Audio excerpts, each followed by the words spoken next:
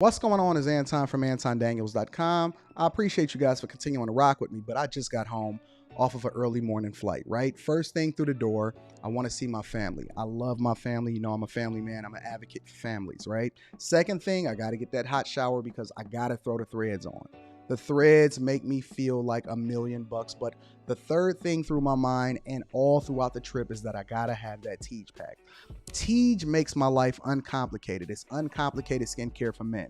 The first way that I started specifically was their level 1 system. It's a daily face wash to get rid of the dirt and grime on your skin. 2 times per week exfoliating scrub to get rid of the dead skin cells.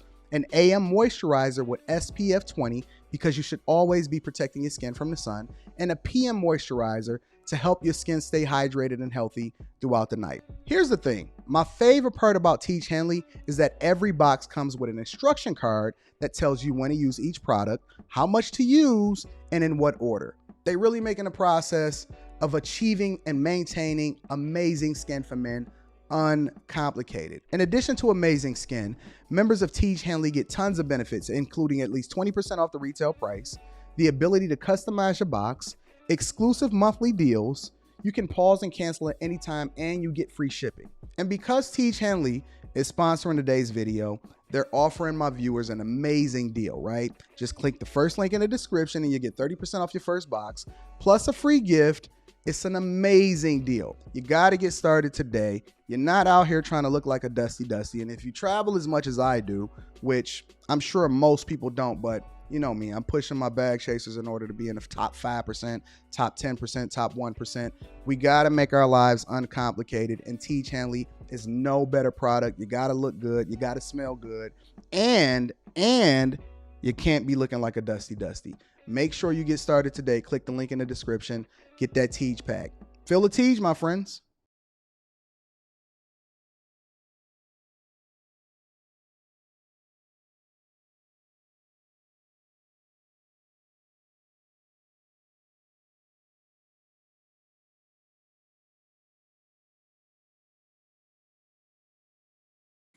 What's going on is Anton from AntonDaniels.com. I appreciate you guys for continuing to rock with me. Thank you for tuning in for another edition of the Millionaire Morning Show. I'm your host, Anton Daniels. We got a lot of news to go over. Last night was a blur. Last night was crazy. It was absolutely a blur. I'm about to read that super chat shortly, but do you know that I had to get up and rewatch what it was that I talked about last night for on the Anton Daniels channel? I rewatched it and I just sat there for like an hour and I listened because it was almost like I felt like I was having an outer body experience. Sometimes when I go on like these rants or I start to get into a zone and I just kind of black out and I don't see anything. I don't see anybody. I don't see no super chats. I don't see anything. It just kind of go into this like blur mode. And then sometimes I got to pull myself back and I got to remember because I feel like, man, I got a whole lot more stuff to talk about. I need at least a whole another hour from the first hour monologue that I did. And I just feel like I need to really pour into the people a lot more, or you know what I'm saying? And so I was about to go into this whole nother rant and I just was like, oh no, we'll just save that. Let's just see if that's something for next week. But it was incredible for me because sometimes I even say it for myself. You know what I'm saying? So I be so inspired and so passionate about what we talk about on the Anton Daniels channel that sometimes, you know, I don't know. I don't know. If y'all didn't watch it, y'all need to rewatch it. The link is up, obviously, from last night on the Anton Daniels channel. Say that, send that to your friends and family. Because I just had a feeling it was going to be one of them nights. I had a feeling it was going to be one of them nights. What up, friends and family? What up, Dade County? What up, y'all? What up? What up? What up? What up? Yeah. We in the building. We in the building. What up, Keisha? Big Suggs. Hey, let me get a one word in the chat. Let me get one word in the chat of what y'all mental health is like. You know what? Scratch that. Forget the mental health. Let me know where y'all checking in from. We ain't did that in a while because I want to know where my people are at. Let me know where y'all checking in at. City, Give me y'all city of where y'all was checking in, where y'all checking in at this morning on this beautiful Thursday, the 25th of January 2024. I haven't even ordered my furniture for the new place. Actually, it's funny because I told somebody to order furniture for this place. Don't turn around. Don't turn around. Let me see what we talking about. I see Ventura in the building. My girl is Brittany is in the building. I see Dallas, Denver, South Carolina, New York City. What up? And you say New York City, Virginia Beach, Miami, North Miami Beach, San Diego, Little Rock, CT, DMV, Houston, DMV, Utah. What up, Utah? Atlanta, Houston, Texas. What up to my Houston Texans? Montreal, Canada. What up, though? Milwaukee. I love Milwaukee. I visited Milwaukee in the Pops Brewery in Harley Davidson. Arkansas, Savannah, Georgia, Oakland, Houston, Birmingham, Seattle, Fort Lauderdale, Baltimore, Philly in the building, Richmond in the building, Seattle, Chicago suburbs, Scottsdale, Arizona, Winston-Salem, Southwest Detroit, Dallas, Alexandria, Houston, Rosedale Park. What up, A.R. Smitty? I know you in Detroit. Baltimore in the building, Cincy, the DMV, Washington. Yo, DC got a cheat code because they got all of these surrounding areas where everybody is all in the same area. You got Baltimore, DC, you got all of these different places. Shout out to DC, Baltimore, Cleveland, Brooklyn, Mexico. Shout out to my people in Mexico. Houston said leave us alone. Don't worry, we ain't got nothing on Houston today. We got you. Actually, we do got something on Houston. Well, maybe not. We'll see. We'll see. Chicago, Alhambra, California, downtown Detroit in the building, Atlanta, Ontario, Los Angeles, DC, Houston, Durban, Detroit. My Detroit brethren is in the building. Indianapolis, Birmingham, Iowa. Iowa, what up, though? New Orleans, Atlanta, Bahamas, Tampa, New York, Detroit, Dallas, suburban Detroit. What up, Indie Animals?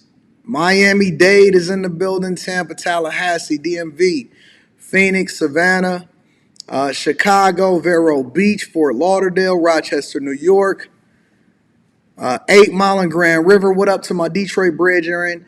Miami Gardens, Maryland, Jackson, Mississippi, Fayetteville, NYC, Peoria, Jamaica, Baltimore, New Orleans.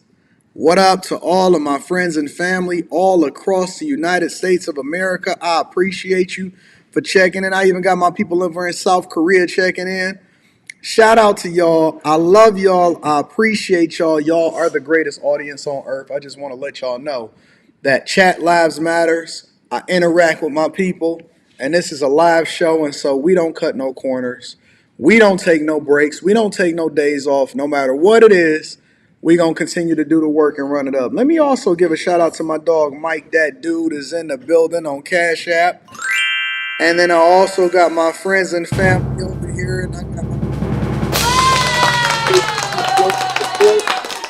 says love offering, man. You was cooking last night. I'm talking full on Thanksgiving dinner. We appreciate you. May the Lord continue to keep you of sound mind, health, and trust me. I appreciate you. I appreciate all of my people that hold me down, that see value in what it is that we doing over here. Thank you for the 50 ball, and I always like to acknowledge the people that hold me down. So thank you guys. And thank you for continuing to pour into what it is that we got going over here at all of the channels. I got after hours tonight, so if y'all looking to tap in and be able to get it in, I don't know what I'm going to talk about, so we're going to tap in for after hours and see what's happening out in these streets and popular culture.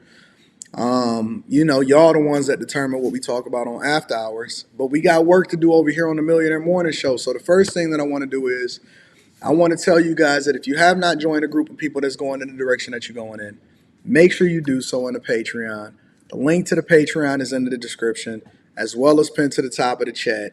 It is the best investment that you can ever make when it comes to the content creators that pour into you the most. All right, so that's first and foremost. Also, on top of that, make sure you get your Teach Hanley 30% off your first order plus a free gift.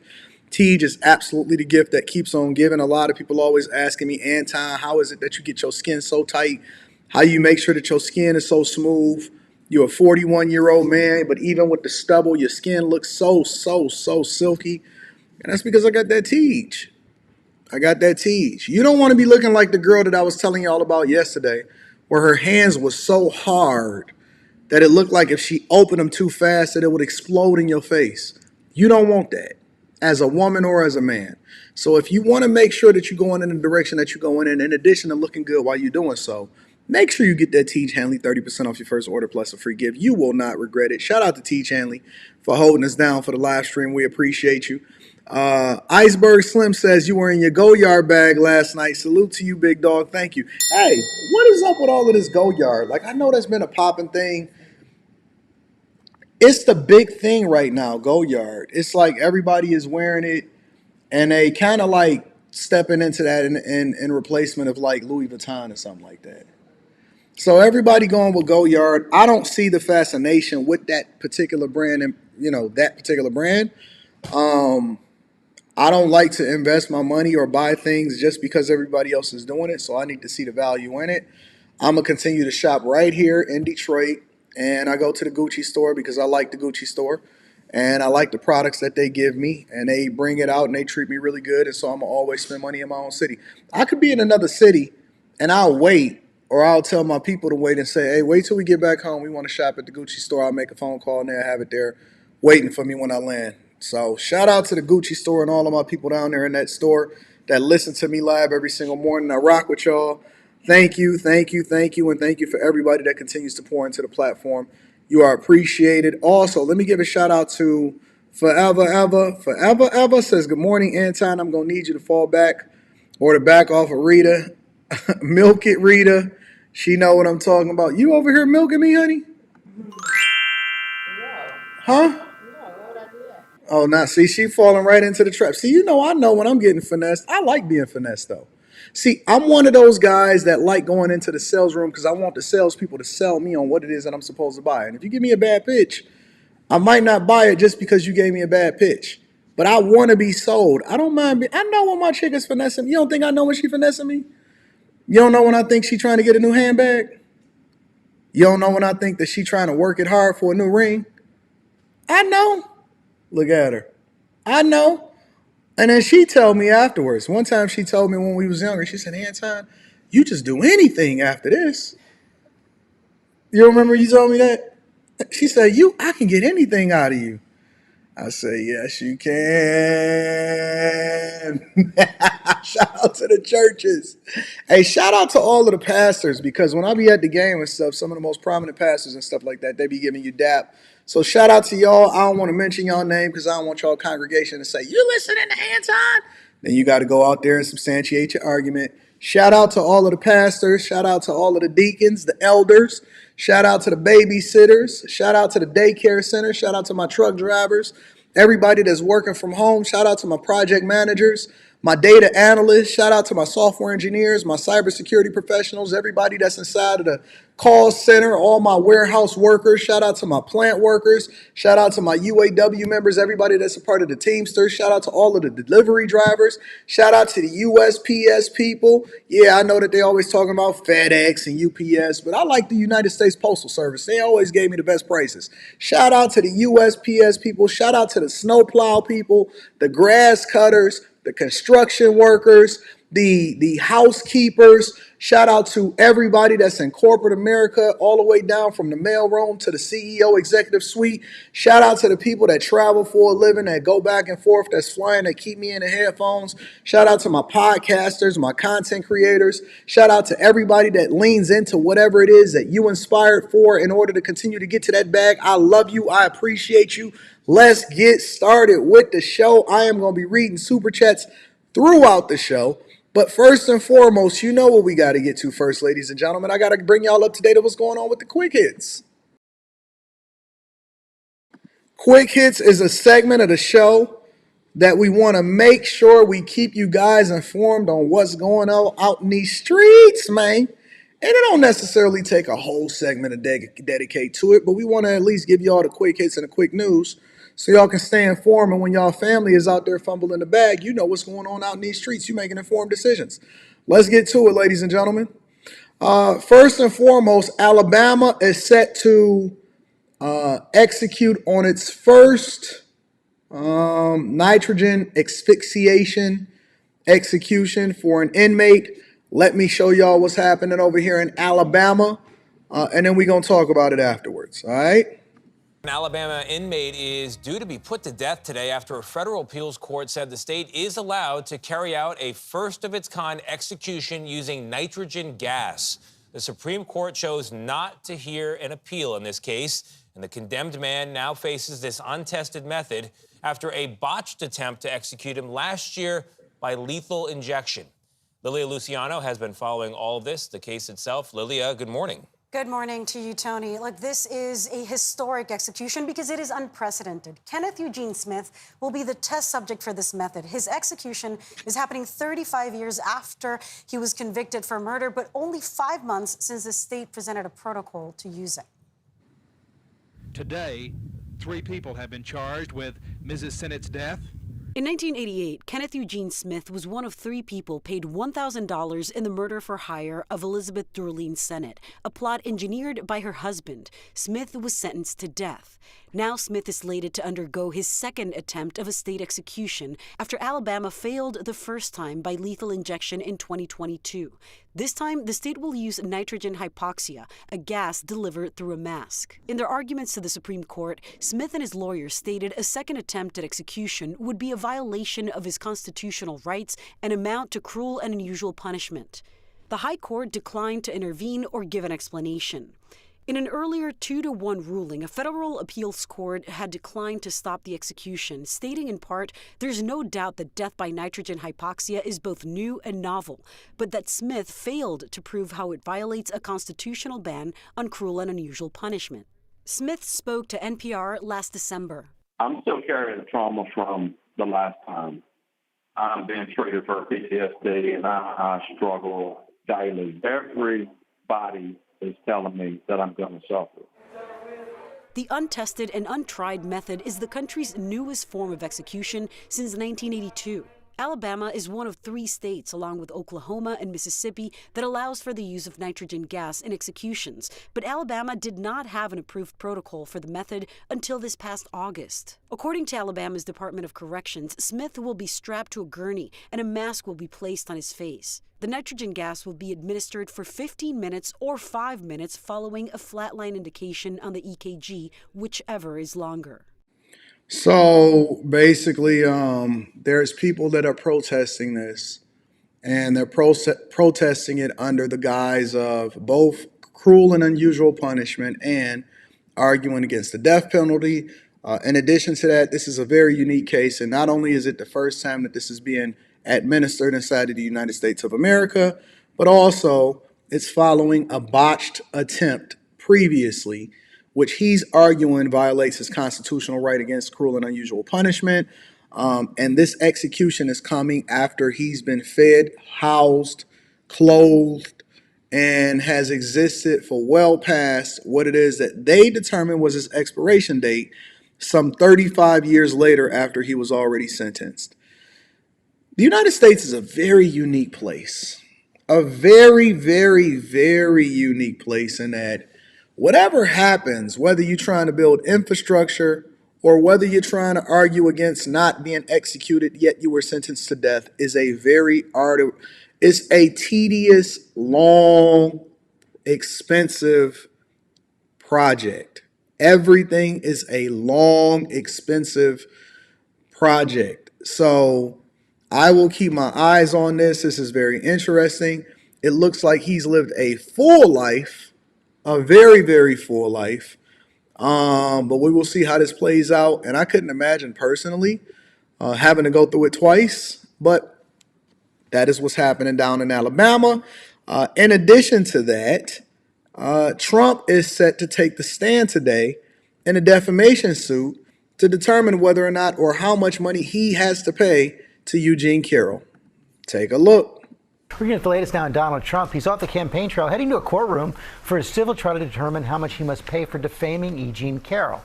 Senior investigative correspondent Aaron Katursky is at the courthouse in downtown Manhattan. Good morning, Aaron. Good morning, George. Court is resuming here today after a 3-day pause over a COVID-19 scare. Assuming former President Trump does take the witness stand, as he says he will, there are going to be limits on what he can say, because this trial is only about how much money, if any, Trump needs to pay E. Jean Carroll for defaming her in 2019 after she accused him of sexual assault. An earlier trial determined Trump did sexually assault Carroll and found his statements denying it were defamatory. So on the witness stand, Trump is not allowed to say otherwise or accuse Carroll of lying or of having improper motives for bringing her claim.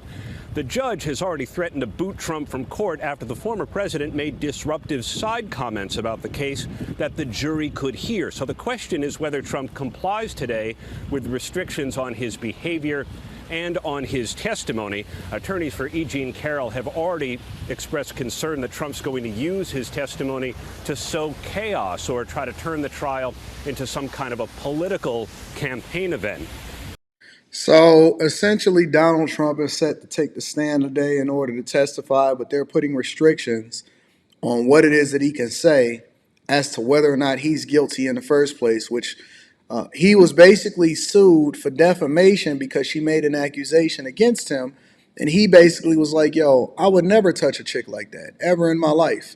I don't know her. I don't remember ever dealing with her. And her to come out with these execution all of these years later in order to accuse me of something I don't agree with. She sued him for defamation after her accusations. Obviously, she won. And now him taking a stand today is basically for them to determine whether or not, if any, monies that he should have to pay, in which she's seeking upwards of about $10 million for defamation against the former president, now running for president in the 2024 election. So this is wild to me. Again, I just don't know how women are able to get away with this, but fellas think that they above the law. If it can happen to the former president Donald Trump, I don't know why you think you so special, but we'll continue to rock out. And then last but not least, ladies and gentlemen, Tesla. Tesla had earnings, and they provided guidance in their earnings call or whatever, but it was really, really vague. But he did say one thing that caught my eye that I do want to discuss as a part of what it is that we talk about in Stock Club on Sunday. In addition to hospitality, in addition to another really, really interesting thing that I want to break down inside of the Stock Club that you guys probably should pay attention to, that's always going to pay dividends for the rest of your life, and there will never be a shortage of companies being able to capitalize off of this one thing that I want to talk about. Tesla. Also want to talk about something that he said inside of the earnings call. Take a look. Let's get over to Phil LeBeau, find out what he's thinking when it comes to this earnings report. I can't imagine it's particularly good, Phil. No, and basically it's what everybody else is thinking, not just reporters, but analysts. Everybody says the same thing.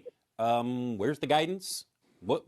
It's vague in terms of what you're expecting next year. You give people vague guidance, you get the stock reaction that you have today. So here are the takeaways from Tesla's earnings report last night. Very scant in terms of details. So if you're sitting there saying, well, I'm expecting this, hard to hang your hat on anything. 24 deliveries, they didn't give a number. They just said notably lower growth than in 2023. They did say that they would expect to begin production on the next generation. This is this lower priced model in the second half of 2025. Keep in mind, that's just a goal that's out there. That's not written in stone. And Elon Musk had this warning about Chinese automakers during the call last night. The Chinese car companies are the most competitive car companies in the world. So I think they will have significant success outside of China, depending on what kind of tariffs or trade barriers are established. Frankly, I think if there are not trade barriers established, they will pretty much demolish most other car companies in the world. So that's the part that really is interesting to me, both from an investor's perspective and as an American. He's basically giving you a warning because he's obviously super familiar, as Tesla is one of the very few American companies that is doing business in China without having a partner with a Chinese company, but he's very much aware of what's coming as far as Chinese car companies finally being able to break into worldwide markets, including here in the United States of America. I know that Warren Buffett and Berkshire Hathaway specifically is invested in BYD, which is called Build Your Dreams, a Chinese automaker, which is really taking over and really doing numbers. I even have had a bit of a conversation on a segment that I did on the Millionaire Morning Show previously about BYD versus Tesla.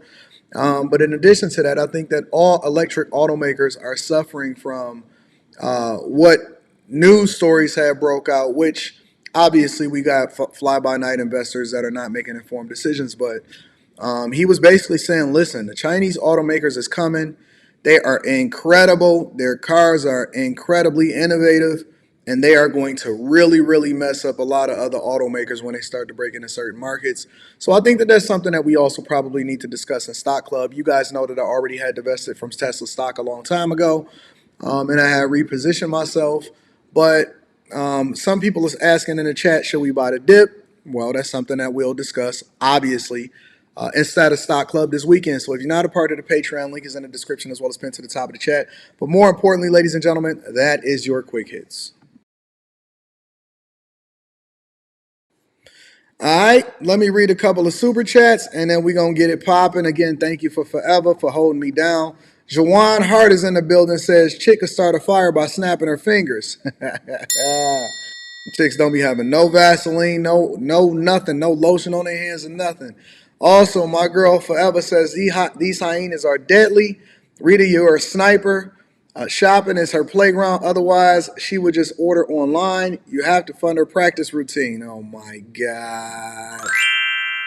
Good God. Good grief. Shout out to Forever and shout out to everybody that continue to hold me down inside of the chat because chat lives matters. We got a lot to discuss today and we got a lot to go over, so I don't want to waste any time. And again, I will be reading super chats throughout the show. Thank you, Teach Henley, for continuing to sponsor what we got going on over here. The first thing that I want to go into, obviously, is crime, right? But I want to make sure that I go into a theme because it seems like every time that something is happening, from a criminal perspective, that there is like a spirit. I really do believe that we're battling against principalities and spirits. And it's not just people making bad decisions, but it's people being taken over by certain spirits. But it's like a theme that happens. You'll see a whole bunch of women that's being reported doing crime. You'll see people taking out their whole families in multiple different states, which is wild also. But it seems like today, in addition to a couple other things, that there's this theme against children, and we got to protect our babies. We absolutely have to protect our babies. Let me give you an example of what's going on across the United States that's been coming across my desk. Tonight in Douglas County, a 3-year-old girl is dead and her mother is in jail on child abuse charges. Deputies say that woman spent the night in the woods with her 2 kids while on drugs. Tonight we're learning this is not her first arrest for cruelty to children. Fox 5's Rob DiRienzo has spent the evening piecing all of this together. He joins us now in Douglas County. Such a tragic situation, Rob. Yeah, Courtney, some pretty unbelievable details we're finding out. Douglas County Sheriff's deputies announced this arrest and this death earlier this evening. The woman claimed she was lost in the woods, but deputies say her phone was on the entire time. This wet, cold weather proved deadly for her 3-year-old daughter.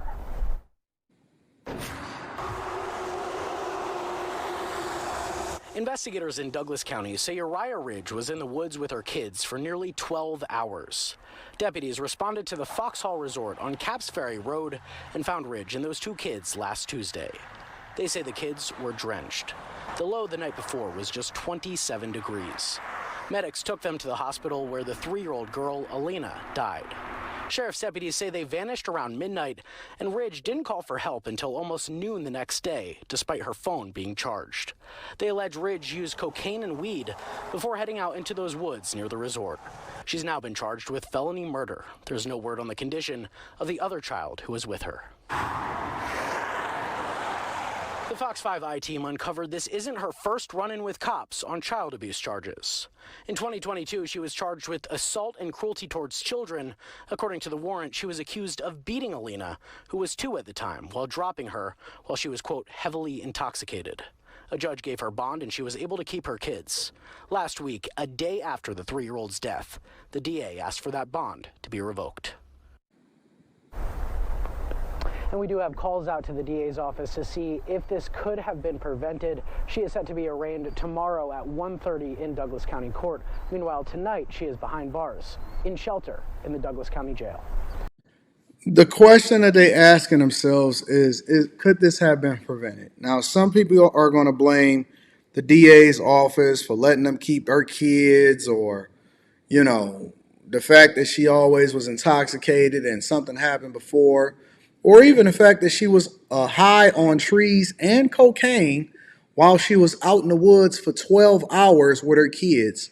And then one of them obviously succumbed to whatever what was going on that they took her to the hospital for whatever that is. But a lot of people are going to ask the questions and they're going to say, well, shouldn't we hold the DA's office accountable for allowing her to keep her kids? I say no. I say absolutely they shouldn't be held accountable. I've been calling for women to be held accountable for their actions for a long time. And now you're starting to see the kiddies suffer as a result of it. See, we don't really get to see the kids suffer or get to see the results of what happens when you let people have children that are not capable of having children and you don't put any barrier to entry, or we don't hold them accountable. And what happens is they have these children and it's not conducive for the children's lives, but we don't hold them accountable. And so then the people that pay for it are the little toddlers and the 4-year-olds that ultimately succumb to their wounds. But this has been happening for a long time. Maybe it's not a toddler, but you wind up suffering and then becoming an adult. And then you guys are the ones that are carrying this trauma that comes along with your parents that should not have having kids in the first place, that's making bad decisions, but they don't have no problem with opening up their legs to the wrong people for them. And they're not stable. They're not meant to have children, but y'all keep arguing with me about everybody should have the right to do what they want to do and have kids. And then you want to hold somebody else accountable for what happens to those kids. But no, we should be holding the people accountable that's having children in the first place. And so now maybe you start to see why I'm so passionate about it. It's because the children are the ones that pay for the sins of their parents. She gonna get 3 hots in a cot. Worst case scenario, she get life. She gonna be warm. She gonna be taken care of. Your taxpayer dollars are gonna be taking care of her. Her other kid is probably gonna go in the hands of a relative or a foster care system. And meanwhile, the little kid is already gone. No father, nowhere to be mentioned in any of these conversations. But again, y'all think it's cool to be single baby mamas, and y'all haven't changed y'all lifestyle. You still doing cocaine. You still smoking trees. You still taking your kids in the woods. You still not fit to be a parent. And our babies are the ones that suffer as a result of it. And then you have to have some kind of traumatic bond to them. And you trying to convince these people to do something better. And they don't care. They ain't care before and they're not going to care after you hold them accountable. So what's the solution? It's not to hold the state accountable. That ain't got nothing to do with the state. They got something to do with your own personal decisions. But that's not it. Our kids is under attack in more ways than one, y'all. More ways than one. This, obviously, is the girlfriend of the man that went on a killing spree for his whole family, and she has been arrested also. Good morning, guys. Now the suspect's girlfriend is being charged with obstructing justice. Joliet police say that she prevented them from allowing an arrest to happen after 8 people were murdered over the weekend. Joliet police are saying they arrested 21-year-old Kylie Cleveland Singleton yesterday for obstructing justice. During their investigation, Joliet PD tell us they identified Kylie as the girlfriend of Romeo Nance, also finding out the two are the parents of a 3-year-old boy. On Monday, she agreed to be questioned, but officers say they believe she made statements in order to prevent Romeo Nance's apprehension. Romeo Nance killed himself Monday night after a long manhunt ended near San Antonio, Texas. Police say the 23-year-old murdered 7 of his family members Sunday afternoon on the 2200 block of West Acres Road. Those include Romeo Nance's mother, 47-year-old Tamika Nance, his aunt, 38-year-old Christine Esters, his uncle, 35-year-old William Esters, his brother, 31-year-old Joshua Nance, his 20-year-old sister, Alexandria Nance, his 16-year-old sister, Alona Nance, as well as his 14-year-old sister. I know the whole community is traumatized. Romeo Nance continued his rampage at the Pheasant Run Apartments on Bradford Road. That's where he claimed the life of Toyoshi Bakari. He also shot another victim in the leg. The victim's neighbor, Michael Mickens, saying he heard multiple gunshots on Sunday. I hope that his family, can heal from the tragic events. And we're expected to hear more about that girlfriend's connection to this case when she has her first appearance here. Now remember, again, you do know that the girlfriend that was recently arrested that was protecting a boyfriend after he had basically or allegedly eliminated his own family, you do realize that they have a 3-year-old kid here, right? She's arrested. He take out his whole family and then off himself. And it's a 3-year-old kid that had a father and a mother that he shouldn't have been a father and a mother in the first place. They should have never had a kid in the first place. I'm just being real with you. Somewhere, somehow, 20 years from now, 30 years from now, that 3-year-old kid is going to be on social media in whatever form, some AR, VR reality, in the metaverse. Hopefully I'm retired by then and I'm just completely disconnected from social media altogether because I don't want to hear it. How old am I going to be? 61? 30 years from now, 71? I'm disconnected. I don't even want to hear what y'all got going on. I'm going to be on the beach somewhere over in Hawaii having a good time. Me, Oprah, and if she's still around, me, Oprah, and Mark Zuckerberg, we all going to be rich as hell. Y'all still going to be hating Oprah, and I'm going to be chilling with them on the beach over there in Honolulu. And I'm telling you, man, 30 years from now, they're going to be on the internet telling their story with some kind of virtual reality podcast and having some kind of trauma bond with somebody else, and it's just going to be perpetuated over and over again because that's the way that it go. The children pay for the sins of their parents. He running around, busting down the chick. How you going to have a girlfriend and you mentally unstable at the same time? How you going to have two struggles? How you going to have two struggles? But that's not it, ladies and gentlemen. It's all across the United States of America is running rampant in more ways than one. A man's been arrested and charged for allegedly raping a 10-year-old girl he met online in East Harlem. Fox 5's Linda Schmidt is live outside the NYPD's 25th precinct where he has just walked out this afternoon. Linda. Yeah, hi there, Steve and Natasha. This story absolutely stomach-turning. A 10-year-old little girl allegedly raped by a 23-year-old man. Go ahead and take a look. This is video here of the suspect from late this afternoon. His name is Draquan Drayton Howard of the Bronx. He turned himself into police today. He is charged with raping a 10-year-old girl that he met on the adult dating app Bumble. Now, let me guess. She looked mature for her age, huh? Is that what Draquan gonna say from the Bronx? Hey, shout out to the Bronx. Let me give a round of applause for the Bronx. Let me give a round of applause for the Bronx out here meeting 10-year-olds on Bumble. Probably out here saying, but they look mature for their age. Hey, I want to see y'all argue with me on this one, on After Hours. I want to see y'all argue with me on this one on After Hours. You saw it through with a 10-year-old, huh, funny? Huh? You think that's cool? Now, the rape happened on January 6th. That was just about 3 weeks ago. The NYPD says he met the little girl in the area of East 122nd Street and 3rd Avenue in East Harlem about 9 o'clock at night on January 6th. And then he took her to an apartment where he raped her. Community activists held a news conference this week calling on the public to help identify and find the suspect. And today, they also had a very strong message for parents. I'm glad that the community came out, spoke up, got this guy off the streets. We need more parents involved in their children because at the end of the day, there's predators out there on the internet. And if we're not monitoring, what they do on the internet, this could potentially happen again. So we want to stop this. We want to stop it where this here ends, to prevent it from knocking on somebody else's door. And the NYPD also telling me tonight that this suspect has no prior arrests. Here's my question, y'all. Let me put it back on him because I want you to see who your monsters are.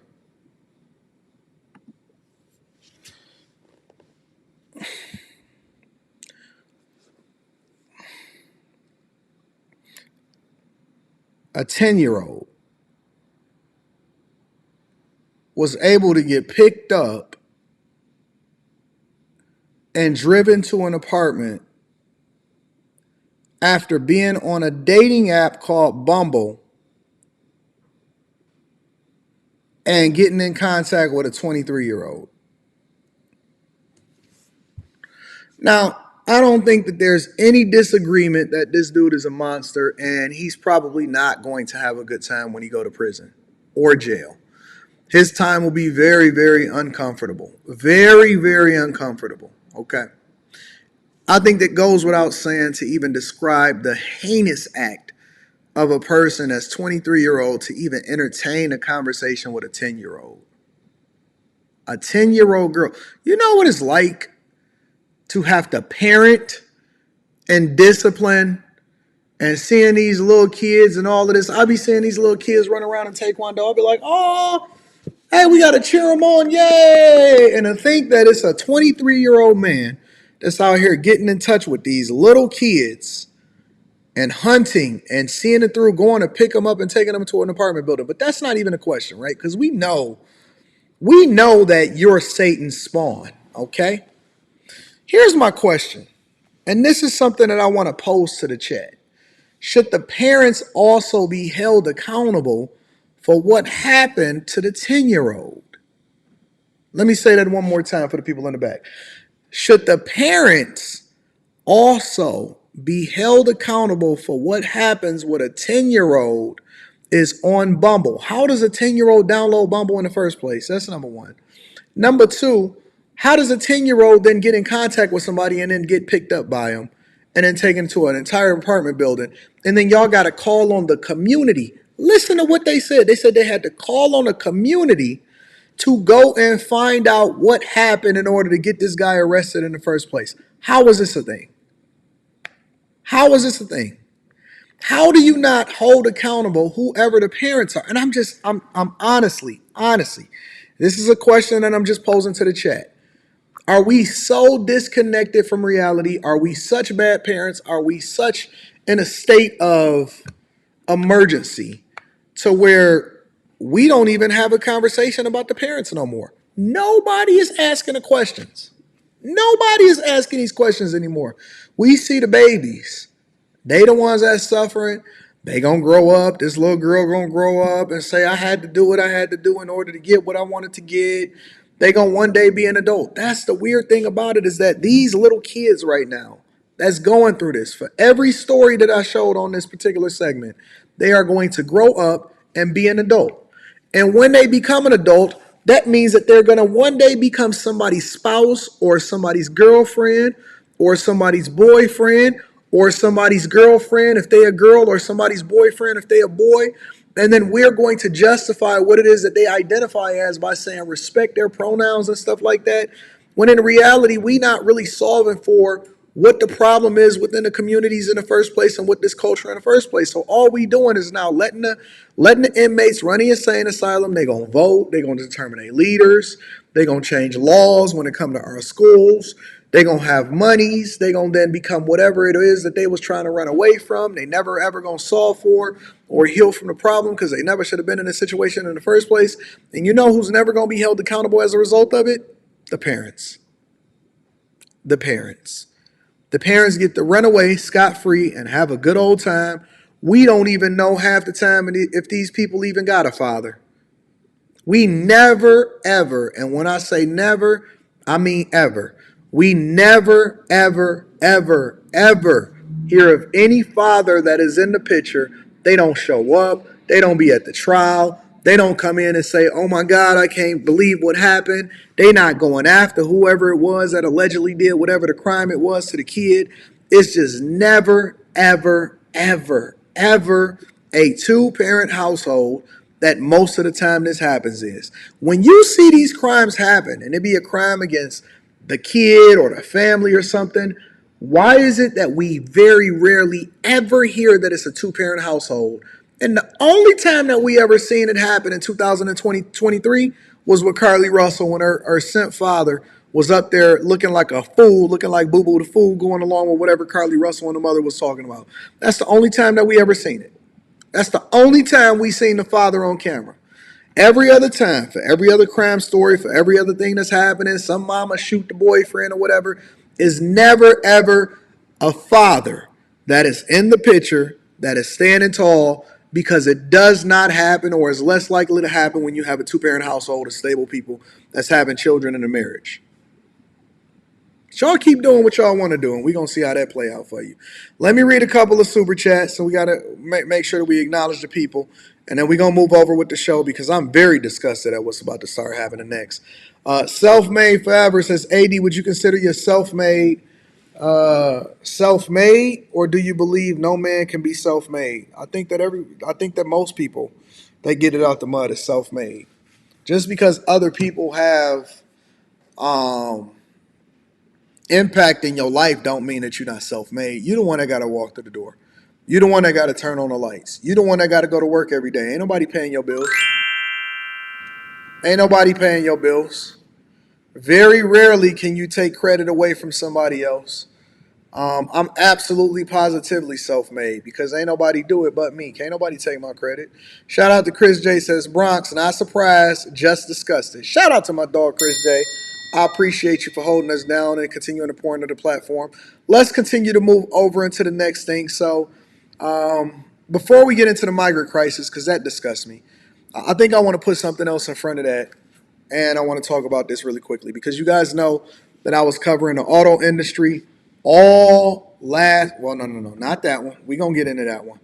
I was covering the auto industry all last year, and I was following the UAW when I seen when Trump went over to Michigan, and then Biden came over at the exact same time, and he was moving his knees up and down the picket line, acting like he was advocating on the behalf of the UAW and that he was against corporate greed and pay the workers whatever it is what they want. And we seen Kamala Harris and we seen Biden, and he walked the picket lines. Well, guess what? It all worked out for everybody because the UAW has recently thrown their support behind who? Behind who? The ones that they're against for corporate greed.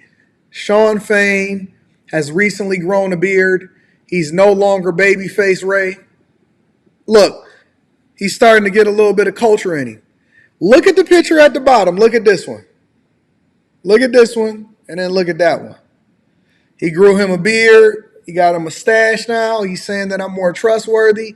He went and got him a better suit, got him a tie, no more hoodies. And he said that, listen, we throwing our political prowess behind Trump. I'm sorry, behind Biden. That was wishful thinking. Check it out. When I first came into office, we made some headlines by saying that our endorsements would be earned, not freely given. I wouldn't be surprised to see this dude running for political office one day, for real, in real life.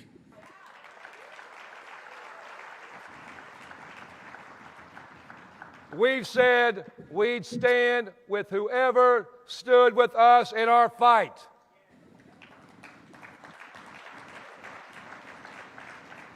Not because somebody was nice to us and we want to be nice to them, but because we need to know who's going to put up and who's going to shut up.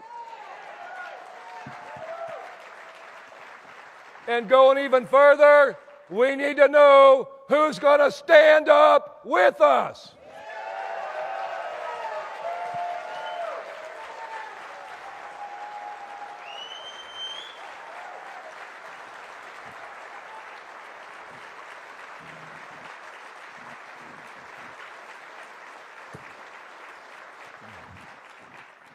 And this choice is clear. Joe Biden bet on the American worker, while Donald Trump blamed the American worker. We need to know who's going to sit in the most powerful seat in the world and help us win as a united working class. So if our endorsements must be earned, Joe Biden has earned it.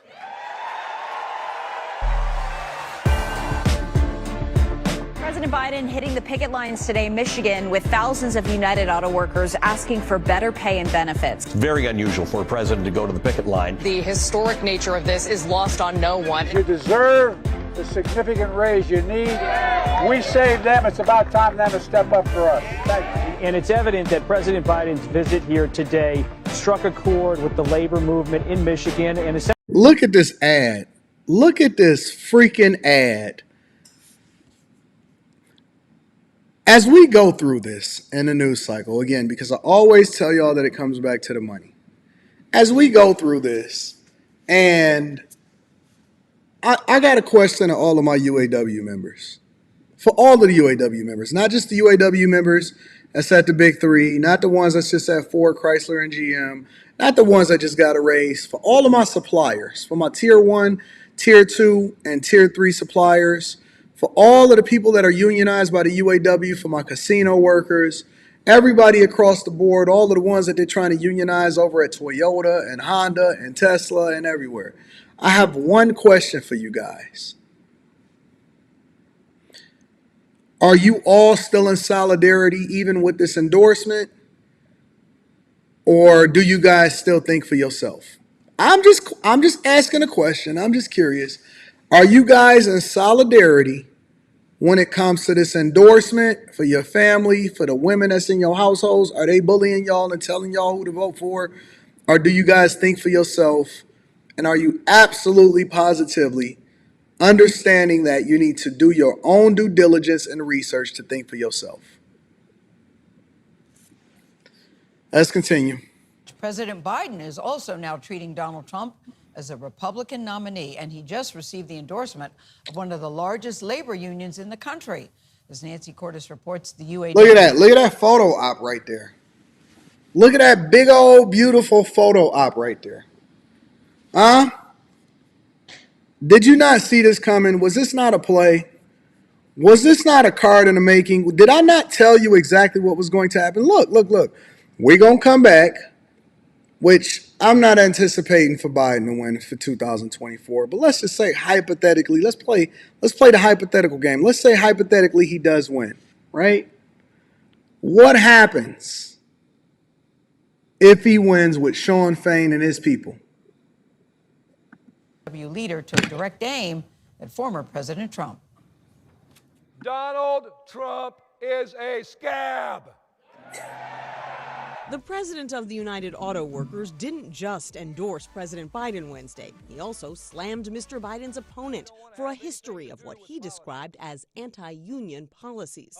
Donald Trump is a billionaire, and that's who he represents. President Biden had been courting the UAW and its 400,000 members for some time. Last year, he joined striking workers on the picket line, the first sitting president to do so. Unions built the middle class. The endorsement could give Mr. Biden a boost in the swing state of Michigan, the heart of the U.S. auto industry. Nationwide, 20% of voters in 2020 said someone in their household belonged to a labor union. 56% of them went for President Biden, 40% for Trump. I wonder how many of y'all are in a household. I'm just asking a question. I wonder how many of y'all are in a household where the decisions is being made by the head of the household who happens to be a woman. Just curious. You don't think that they study the polls, that they study the numbers, that they know exactly who it is that's going to vote and why it's important for them to go and court you for your vote? Stand on the picket lines. There's never been a president in history to do this, but he felt desperate enough to do so, and you guys are going to fall right into the trap, and I'm amazed. How many of y'all actually went to y'all HR to find out exactly what kind of benefits you can leverage so that you can continue to prepare yourself to maybe even get out of the plant in the first place? 40% for Trump. God bless the American worker. Thank you, thank you, thank you. Today, Mr. Biden will travel to another swing state, Wisconsin, to unveil another $5 billion worth of transportation projects stemming from the infrastructure law he passed in 2022. The latest outlays include $1 billion to replace the aging Blatnick Bridge connecting Duluth and Superior, Wisconsin. $600 million to replace the I-5 bridge connecting Vancouver, Washington to Portland, Oregon, and $300 million to build a new container terminal in the port of New Orleans, Louisiana. We've been reporting on the Biden team's plans to make abortion rights a key issue in this campaign, and we got another example of that yesterday. The White House announced that Kate Cox, the Texas woman whose fight to terminate a non-viable pregnancy became national news, has been invited to sit with the First Lady at the State of the Union address. So many stupid distractions from the things that's supposed to be meaningful to you. They will sit here and talk about all of the stuff that's not even meaningful, that has literally zero impact on your life. Zero impact on your life. Yet they will completely ignore you when it comes to the things that's the most meaningful to us. And guess what that is? Closing off our borders in order to get control over the migrant crisis.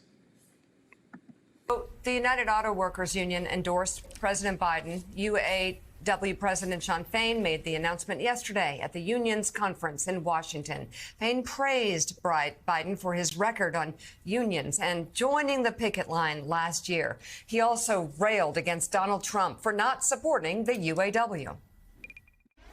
In 2019, our members were out there holding the line at GM on a national strike for 40 days.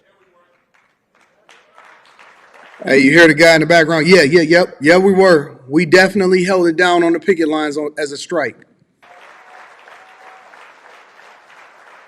I can't wait to vote either, Trav. Trump was the sitting president. He said nothing. He did nothing, not a damn thing, because he doesn't care about the American worker. Now, here's what Trump did to help the American auto worker in our 2023 historic stand-up strike now that he's running for president. He went to a non-union plant, invited by the boss, and trashed our union. Here is what Joe Biden did during our stand-up strike. He heard the call, and he stood up, and he showed up. He joined us in solidarity on the picket line for the first time in our nation's history. A sitting president has ever done that. And this choice is clear. Joe Biden bet on the American worker, while Donald Trump blamed the American worker.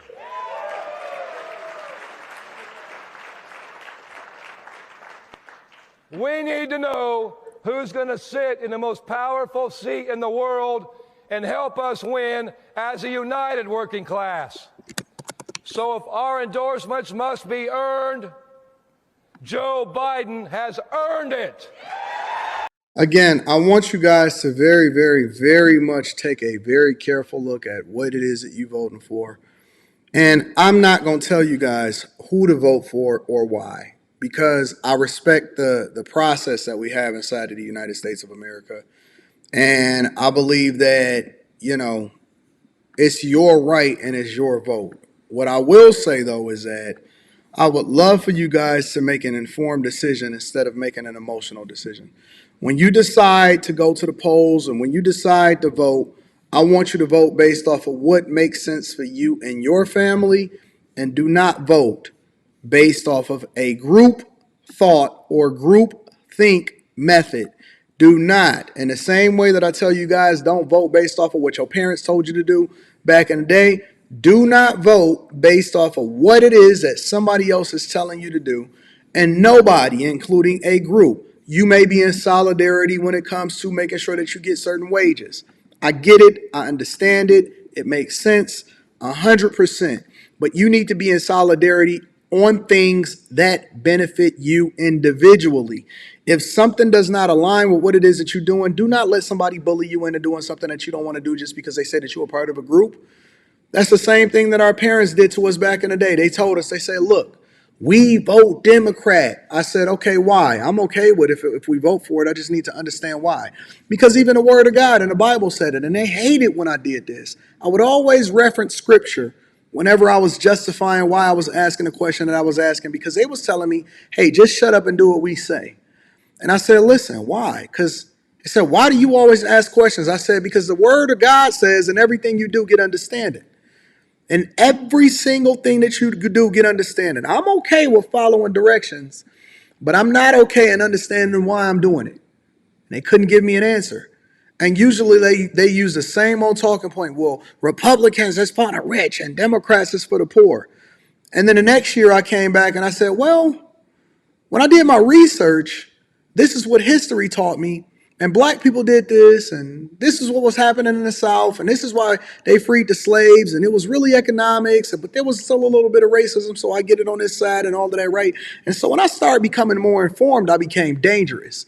And when you start to become a thinker, you become two things. You become an outcast, and you become absolutely a weapon.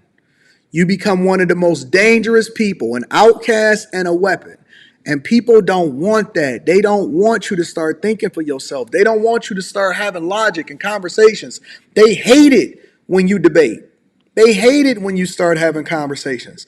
They hate it when you start asking questions. Hey, why are you asking questions? What do you mean why I'm asking questions? Because I got a brain and I want to think and I want information. And that information and that knowledge starts to give me wisdom as to why I should make the decision that I'm making. And I just need to see for myself. But it's so easy to lean on what somebody else tell you. Oh, you must be a sellout. Selling out who? What do you mean? This is going to benefit me. And if it benefit me, then it benefit my family. If it benefit my family, it benefit my neighborhood. If it benefit my neighborhood, it benefit my city. If it benefit my city, it benefit my state. If it benefit my state, ultimately it's going to benefit the country. Because no one man is above the group. Even the word of God says, get the beam out of your own eye before you start holding everybody else accountable, and get understanding when you do it. And so I need to know why we doing what we doing. Hey, I didn't ask you to think. So you just want me to vote this way because you told me to. And this is the way y'all been programming me based off of the fact that you've been programmed. Nah, I'm not doing it like that. And that don't mean that I wouldn't still vote that way based off of the policies of a specific candidate, depending on what my options are. But what I'm saying is I'm a man at the end of the day, and men are supposed to stand on their square based off of what it is that they understand about themselves and make decisions, informed decisions for their family, because nobody else is going to go home with you. And when you get laid off or when you don't have no opportunities, guess who's going to be there for you? Nobody. Whoever it is that's with me inside of that voting booth in the poll is who it is that I'm going to take into consideration a thought process when I vote. And guess what? I'm there by myself. I'm there by myself. I don't even teach my own daughter to do things based off of what I just tell her. I teach her to think for herself. And when she asks me questions, I absolutely entertain it, and I want to teach her, or I want to give her my thought process, and then I have a conversation with her because I also want her to communicate with me what she thinks, because I may learn something from her. And so when she gives me some insight and I give her some insight, now she is informed. Now she's dangerous. Now she can make better decisions. Now she's not easily finessed or easily going along with whatever it is that don't make sense for her, because she can think her way through it. She has wisdom, she has knowledge, she has understanding. That's why she has both parents in her life in order to teach her and give her what she needs in order to be successful, to be a functioning human adult. If you can't even think more critically than a 15-year-old, then what does that say about your ability to be able to elect a president? I see why a lot of y'all don't vote, because you don't have no understanding. You're too ignorant to do so. You don't even respect your ancestors as a result of it to make an informed decision. They empowered you with the ability to do so. And now you don't even think for yourself. You let your woman, you let everybody around you, you let the black community, and you don't even know most of these people, tell you how you're supposed to vote and tell you what it is that you're supposed to think. Again, I respect whatever it is that you decide to do, but I don't respect the fact that you're not informed when you do it. You're just doing it because somebody else told you to do it. I don't even advise my people to do it because I told them to do it. I even tell the people that's inside of the chat, I say, hey, listen, don't ban nobody. Don't time nobody out if they're not disrespectful just because they disagree with me. don't mean that we gonna that we gonna time them out or we gonna ban them from the platform. We like for people to think critically. We like differences of opinion. We like having conversations with people that don't look like us or don't come from where it is that we come from, because it gives us more insight. It gives us a better tool and more tools inside of our tool shed to pick the tool that we need for whatever the job is that we doing. We like to have options. Sometimes you got to have a screwdriver. Sometimes you got to have a drill. Sometimes you need a big piece of heavy machinery depending on what the job is. But I like having options. And so we like to be informed. I never ever tell people to ban somebody just because they got a difference of opinion or perspective than me. I welcome it. I'm one of the few YouTubers that have a significant platform that allow people to come up on different platforms and then confront me or give me their perspective based off of having a difference of opinion. I'm always open to it. Always. Become informed. Be an informed voter. Do not let nobody tell you what it is that you're supposed to do just because they feel that way. Make an informed decision for yourself, even if they don't agree with you. But at least be informed. At least be informed. Okay? That's all I'm trying to tell you. That's all I'm trying to tell. It's the American way, baby. All right, let's continue. Oh, look at it. We got another child in the chat. First letter of their name start with a G. Last letter of the name that they have ends with the V. But we gonna let them rock. Don't time them out. As long as they're not disrespectful, let them rock out. That's what we do over here at the Millionaire Morning Show. Let me read some of the super chats. We got to get to this migrant crisis because I heard they in Detroit and in Boston. AL says, I bet you Fain is going for a cabinet position. I bet you he is too. I bet you he is too. I bet you he probably got promised something behind the scenes before he stood up on that campaign trail and endorsed Biden. I would bet something on that. Shout out to AL. Greg Charles. Hey, and you're not immune to this next part, AL. We both gonna be in the same boat. Greg Charlie says, ironically, they both came to speak to the UAW during the strike, and more of our membership showed up for Trump. Huang Jiap says, I got your back. Thanks for being you. Thank you, my friend. Continuing to hold me down. I appreciate you. And thank you for the 20 ball, big dog. Bernie's Roadbook Tour says, sent an email clip about another Fulton County Council, Natalie Hall. Looks like we're going to have an interesting Friday, huh? Let me put that in my notes right now. I got to look for that. Natalie Hall, you say, huh? All right, we'll talk about it. Natalie Hall, who hired her lover, then sexually harassed him because he wanted to end the relationship. We gonna get there. Jay Boogie sent a few of them. Let me give Jay Boogie a round of applause. Says, I got a high five for you for the 5 balls. Says, gave me a critical hit. He giving me all of the emojis and everything. Also gave me another super sticker for 5 ball and said, I got your back, dog. And then came through and said, I got another one for you. Thank you, Jay Boogie, again, for everything that you do and everything that you've contributed into the platform. I appreciate you, Jay. My girl, Brittany B says, Sean did not ask us about this. Now, Brittany, y'all already gave y'all vote. They don't need y'all until the next election year. You know what I'm saying, Brittany? Tanisha is in the building. Shout out to Tanisha. Says, I'm sending love to the free thinkers. Shout out to all of my free thinkers out there. Even if you have a difference of opinion. I love people that have a free thought, that think a little bit differently. I appreciate you. Cornell says, 1 Thessalonians 5:21. Thank you, my friend, for the scripture and for the 10 ball. And then also, if you don't know policy, no vote for you. At the very least, y'all can go to the websites of the candidates that you love the most and read what it is that they're proposing from a policy perspective and see if it aligns with your values. And then that allows for you to be able to do a little bit of research and to determine whether or not that's the best person and the best candidate for you. You know what I'm saying? So shout out to y'all. Shout out to everybody. Also, Iceberg Slim in the building says, I'll fly Gangsta Love out like one of my baddies. Shout out to Slim. Also, Julius Jermaine says, did you see the Vivek Breakfast Club interview? No. He just did another one? Look like we're going to have us a fun Friday tomorrow because we got a lot to cover, including the bribery. I've been doing some research. I didn't want to talk about it until I was fully informed, but we going to get there. All right, so Aaron, I think that you can relate to this since one of the cities that you ran away from is suffering from this, but then at the same time, one of the cities that you ran away to, it came right back down to your doorstep. But you're not alone, my friend. You're not alone.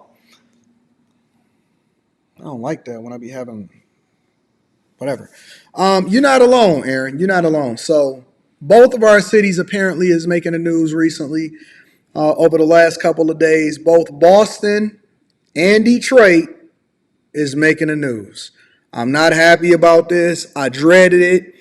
I absolutely contemplated whether or not I wanted to talk about it, but the best way to solve for it is to bring visibility to it, in my opinion, and I don't have this platform for nothing. I might as well just get straight to it. All right, so word on the street is that migrants, hold on. Word on the street is that we got migrants hanging out in Boston at the airport and that they starting to make their way over to Detroit. Hit a like for the YouTube algorithm, subscribe to the channel, and turn on your notifications. Let's get to it, y'all. A stunning look at the migrant crisis in our state. This piece of video shows dozens of migrants lined up, sleeping on the floor of Terminal E at Logan. I want y'all to look at this. Hold on, let's back up. Thank God that we got social media to capture this footage right here. Let me make sure that I move that out the way. You see that, y'all? This is at Terminal E. So if anybody is flying into Boston, into the airport, if anybody is flying into Boston, into the airport, I want you to make a slight detour. Go like 45 minutes early. Take your time. Go and capture this footage and then send it to me. All right? This is Boston. This is Boston, ladies and gentlemen. At the airport, sleeping bags, clothes, shoes, toothbrushes, and nothing but opportunity over in Boston, ladies and gentlemen. Let me tell you something. They are sleeping in Terminal E over in Boston now. And the word on the streets is that because New York is becoming so overwhelmed, in Chicago, in Denver, in Atlanta, and Los Angeles, that they're now starting to make their way into Boston. They said, listen, I heard that this opportunity's over in Boston. We're going to go ahead and get some safe shelter over in Terminal E because they got them big windows. This is what's happening in Boston, ladies and gentlemen. I'm telling you, it is going to every single city in the United States of America. And this is why we can't just look at it and say, okay, well, it's okay for it to happen over there as long as it's not happening in my city. Because eventually it's going to overrun those cities. And we see what happened in those cities. We see what happened to the budget. We see what that people is having panic attacks. Now it's starting to infiltrate every single American city. Again, this is Boston's airport, y'all. Terminal E at Logan Airport. WBZ's Louisa Mueller is live for us at the State House tonight. Louisa, the video that we just showed was taken just a few days ago. So are the migrants still there at the airport? David, I am told they are back there tonight, but they weren't there this morning when I visited. You know, the migrants have told my contacts themselves that they're getting on buses and leaving during the day and coming back in the evening. So we asked lawmakers, is there a coordinated effort to move the migrants during the day, and what does that cost? And their answers were somewhat ambiguous. Last week, our camera captured dozens of families sleeping on the floor of Terminal E at Logan. Little ones toddling across the floor and babies. The issue isn't new. Massport officials said migrant families were sleeping in Logan in November, but the numbers are startling. Some estimate more than 100 folks. There's lots of children, a lot of children. Medford woman Keturah Dews has been visiting the airport, providing resources to the families and speaking with them. A lot of well care stuff because a lot of them, while they're at the airport, they don't have access to a shower. So there's like some shower wipes, little towels just to clean up while they wait. With the state proclaiming that there's no room to house more migrant families in emergency shelters, the question is, where are they going during the day? When we visited Terminal E this morning, it was empty. We asked Governor Healy about it. Is state police overtime being used, or are there state efforts to move them from the airport and then bring them back to the The airport? airport's been a wonderful partner, and I really want to thank the folks at the airport for the tremendous job they've done, including members of the state police who are working their regular shifts, but who are managing the inflow and outflow of folks from the airport. Sources tell our IT. Let's back up for a second. I don't know who the governor is. Look. In 2024, I'm starting to realize that I'm going to really get to know every single major city mayor and every single state's governor. I don't be knowing who these people are. These people be flying under the radar. But I'm going to start to get to know everybody now all of a sudden, because they not answering the questions, but they doing stuff under y'all noses, under the very noses of the people that they supposedly serve with your tax dollars. They are already working with and partnering, and they're hoping that Anton from AntonDaniels.com only pays attention to Chicago, Denver, New York, and LA and Atlanta. They think that Brandon Johnson is going to be the only one, and Governor Pritzker is going to be the only ones that's coming to the front of the congregation, and they not.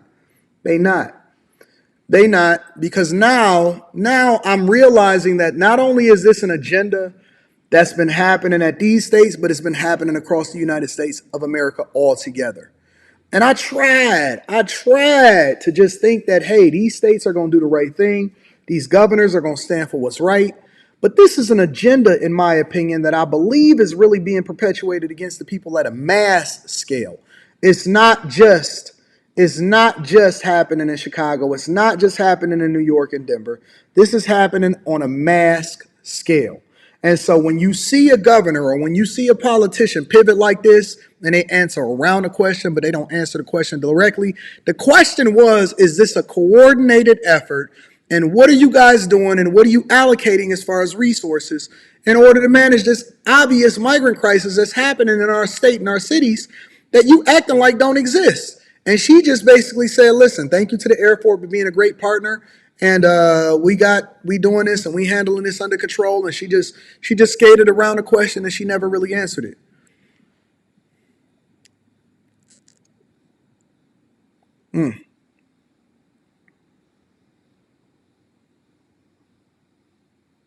So you telling me that these states are literally having an influx of people that we are deeming to be illegal according to the laws in the United States of America come in, and they're trying to hide them by moving them out by day? Because if you know anything about an airport, and if you've been flying in and out of airports for any extended period of time, you know that airports really don't have a lot going on overnight.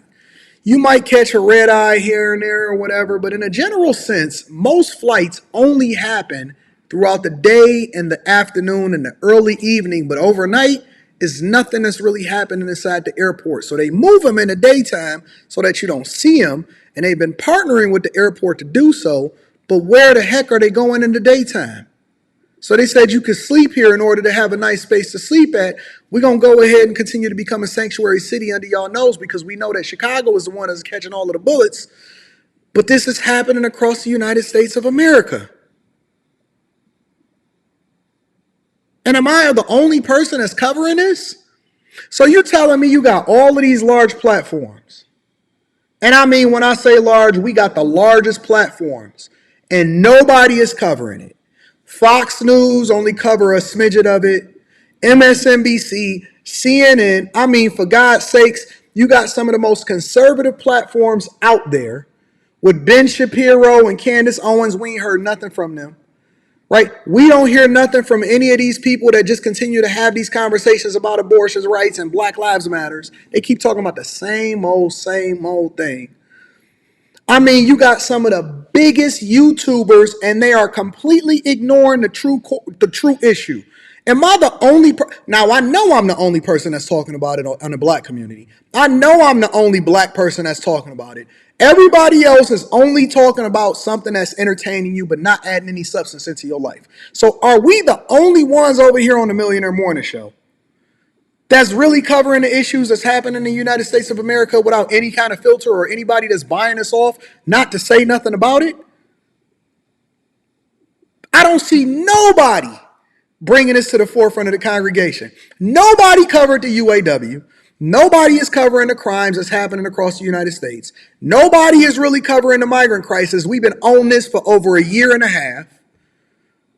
All of the conservatives, all of the liberals, they keep arguing back and forth. They'd throw Umar Johnson in front of your face to continue to talk about snow bunnies, but ain't nobody actually talking about the real issues that's happening in the United States. This is a coordinated effort. It's looking like a coordinated effort across multiple different states and multiple different cities, and they're intentionally leaving the border open. They suing the state of Texas in order to make sure that they remove all of the razor wire in order to let people continue to come into this country, and nobody is asking a question. Nobody? Everybody is confused. So you telling me we literally got to source through all of the little details in order to try to find out what's going on and draw from different sources in order to understand what's going on in different cities. And they busting them in the daytime or at nighttime in order to let them sleep, and they getting them out of here hoping that you don't see them before the election seasons come on. Managing the inflow and outflow of folks from the airport. Sources tell our I-team that state police are using overtime to cover the overnight shift at Logan. One thing is for sure, Healy says a fix can only come from Washington, and her tone suggested she's losing patience. We need D.C. to act. We need Congress to act. The path is there in terms of what needs to be done to fix the border situation, to change some of the asylum processes, and to get much needed funding to interior states who have had to shoulder the burden for a problem that is geopolitical and is not the state's making. Now, the governor estimates that this crisis could cost our state close to $1 billion next fiscal year. Coming up at 6, we take another look at how she proposes to fund this. Let's back up now. That's Boston, and this is what's happening in Detroit. Continue to follow the border crisis beyond our own border. Yeah, cities like New York and Chicago are running out of resources with the number of people that are arriving there, and migrants are now looking at other cities that could potentially help. And one of them is Detroit, Michigan, where KGUN 9's Adam Klepp reports from outside a city shelter running out of room. Listen. Before we even get into this, I'm going to just be very, very clear. I am not a nice person when it comes to the things that's meaningful to my city and what's happening in our community. You are not welcome here. I speak on behalf and unofficially speaking on behalf of Detroiters. I know that everybody is focused on solidarity as far as the rappers in Detroit and to come up on downtown Detroit and the Lions in the Super Bowl. But I'm just going to say, as a person that absolutely loves, advocates for, has held my city accountable, and also a resident of the city, my official residence and address is in the city of Detroit. My business is in the city of Detroit. The people that I mentor, where I spend my money, where I buy my clothes, how it is that I allocate my funds, is all in the city of Detroit. My investments are in the city of Detroit. You are not welcome here. I don't know if anybody else is going to take a stand. I don't know nothing about our governor, Gretchen Whitmer. She going to throw on her buffs. Right, they're going to give her some cardies and say that she's the coolest governor of all time. I know that they're going to do that. I know what they got going on with the city. We rebuilt. You are not welcome. Listen, you may not like what's going on in our city, but we like our city, and you are not welcome into the city of Detroit. Under no circumstances are you welcome. I don't care how much, who like and who don't like it. As a person that is an unofficial ambassador and the one that got the biggest platform as far as the most views for any podcaster in the city of Detroit, you are not welcome in our city. Flat out. Everybody else want to just tiptoe around it and they want to just, oh my God, I needed official resources from the government. No. You are not welcome in my city. This is the Freedom House in Detroit. I just spoke to the CEO, who told me usually in a year they serve about 125 refugees. Now they have over 200 clients and 70 people staying under their roof. In this neighborhood, just west of downtown Detroit, the Freedom House, a nonprofit operating in the city for over 40 years, takes on its latest challenge. As other cities become overwhelmed with this current situation, we're seeing that we're getting some of that overflow. The Freedom House's CEO, Elizabeth Orozco Vazquez, says many of the migrants who come to their door expect to be able to work right away, not understanding it's a month's or a years-long process to get authorization while their asylum claims are pending in court. It's really difficult to explain that, and it's disheartening. You can see their face fall. I'm able to speak with one of the migrants staying at the Freedom House. Per the Freedom House's request, I'm not sharing their name or face. The man tells me he came from Venezuela 4 months ago, and it hasn't gone as planned. What one expects when coming here is to work and make money to help the families in our country, but I haven't been able to do that. Did you hear what he said? He said, my expectation, and they don't have no problem with telling you exactly what they're doing. I'm from Venezuela. I'm not going to give you my name because they told you I shouldn't give you my name.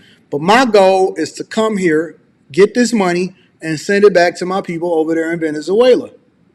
That's my goal. That's what I'm here for. I'm here and I'm expecting to be able to work and run this checkup and make money on behalf of my family, and then I'm going to send it back to my people over there in Venezuela.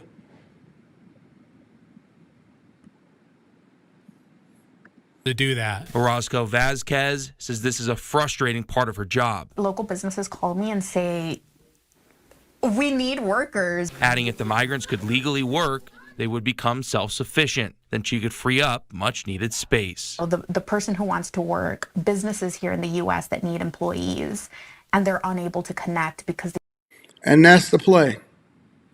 That's a part of the play. That's not the entire play, but that's a part of the play. Part of the play is that they want to fill a lot of these roles that you don't want to work, and they want them to be able to be self-sufficient and also replace you as a voter block in order to tie themselves back over to the party that's allowing for the borders to be open in the first place. And the residents and the constituents and the people, y'all are basically making an investment in this because you got to spend billions of dollars in order to support it. the U.S. government has put restrictions in place so that they can't work. Still, migrants tell me this situation is still better than what they left behind. I still would have come to the U.S. We come knowing the beginning will be hard. By waiting and by God, our problems will be solved.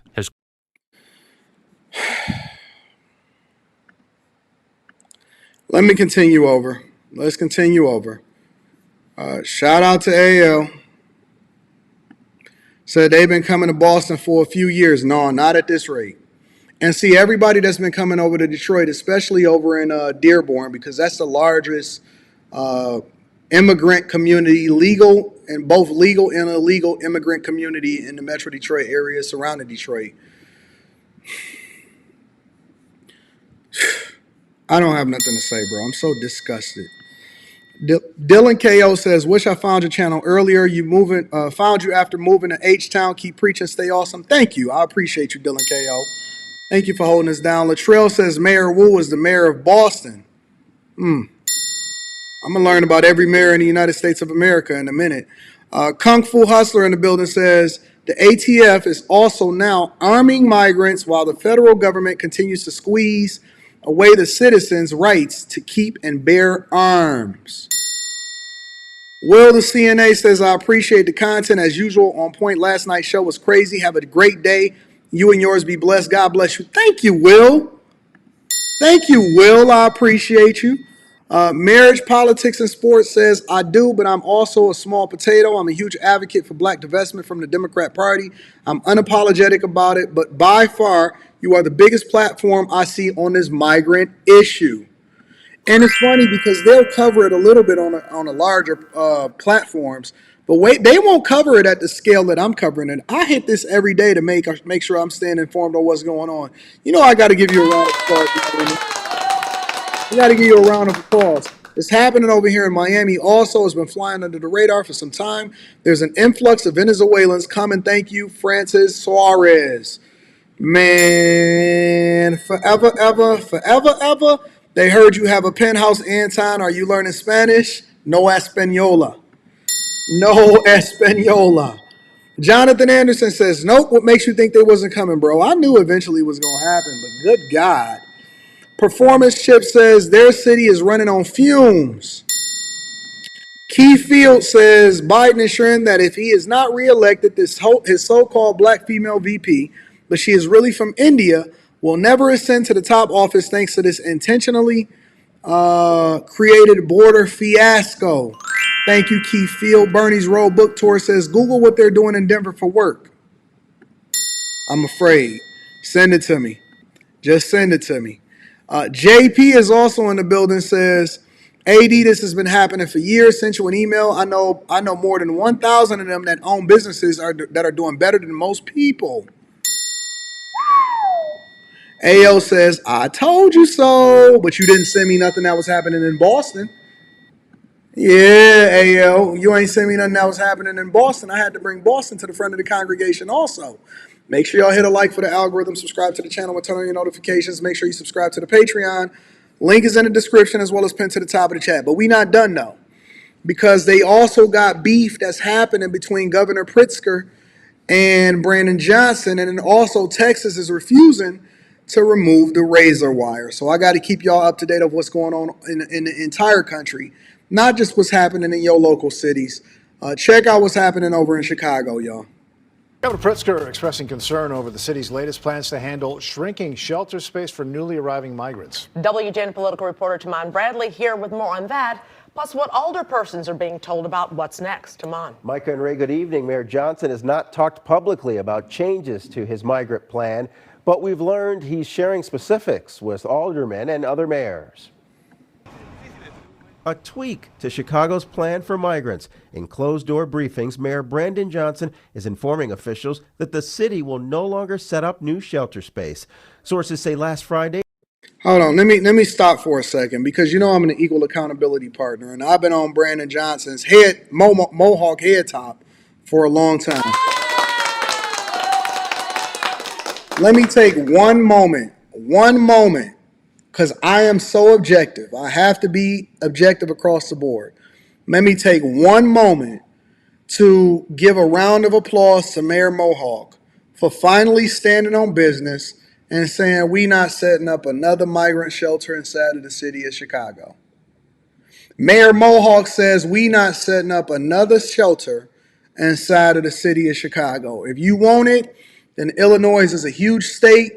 You're going to have to handle that on your own and align yourself with some other superintendent, supervisor, or treasurer, or mayor of another city that's outside of Chicago. But we not setting up not one more migrant shelter in the city of Chicago. And he said that directly towards Governor Pritzker. I know that Mayor Mohawk has been a pawn this whole time, but I'm just mad that him, supposedly as a man of God and a middle school teacher, ain't finally stepped up and said something a long time ago. A group of city council members were told the city does not plan to add new shelter beds. As residents leave, new arrivals will fill the beds. This morning, Governor Pritzker slammed the plan. I'm deeply concerned. We do not have enough shelter as it is in the city of Chicago. The city has not told the state where they would like us to put our resources to build new shelters, and they don't want new shelters, Pritzker. They don't want new shelters, Pritzker. See, this is the real culprit right here. This is the real culprit right here. It's the one that's still eating good. He put on a couple more pounds since 2023. Had a New Year's resolution that he was going to slim down on Slim Fast, and ain't slim at all. Ain't slim at all. He was going to slim down on Slim Fast and ain't slim down at all with your slim ass. At all. Not even a little bit. This is the real culprit right here. Listen, if you're looking to figure out who's in bed with who, have y'all noticed, and again, it take me a little bit longer in order to really figure out what's going on here, guys, but bear with me. I am a lifetime C student. Have y'all noticed that all of the people that are arguing for and has been at the forefront of the movement as far as traveling back and forth for Washington, fighting for, signing different things to ask money from Biden over in Washington, has all only been mayors on a local level?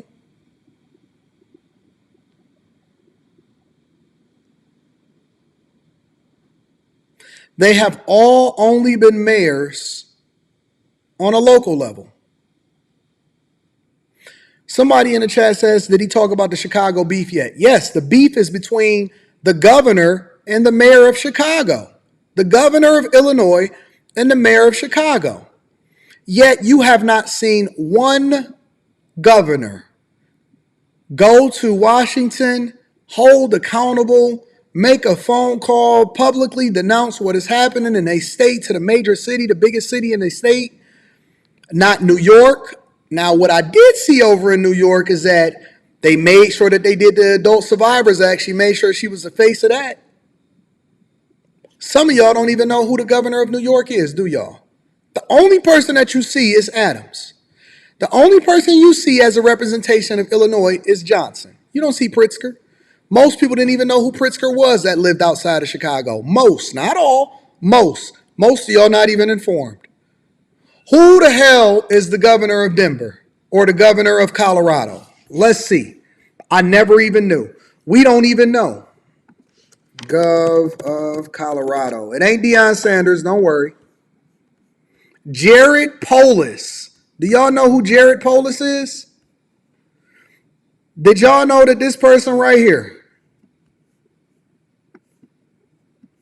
Jiggy Jared from Subway, Jiggy Jared from Subway, I don't know if he's sassy or not, but the first picture that came up on my Googles when I pulled him up was something with some Rainbow Coalition on it. Did you know that Jiggy Jared was the governor of Colorado? I did not know that Jiggy Jared was the governor of Colorado. I didn't know. Did y'all know? Oh, okay. So now I'm starting to catch a little bit more. I didn't know that Jiggy Jared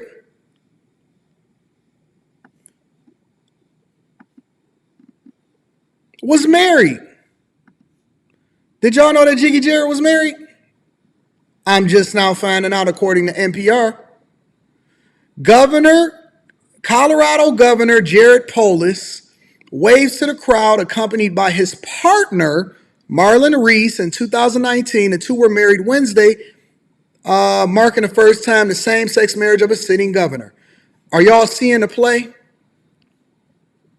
Are y'all seeing the play?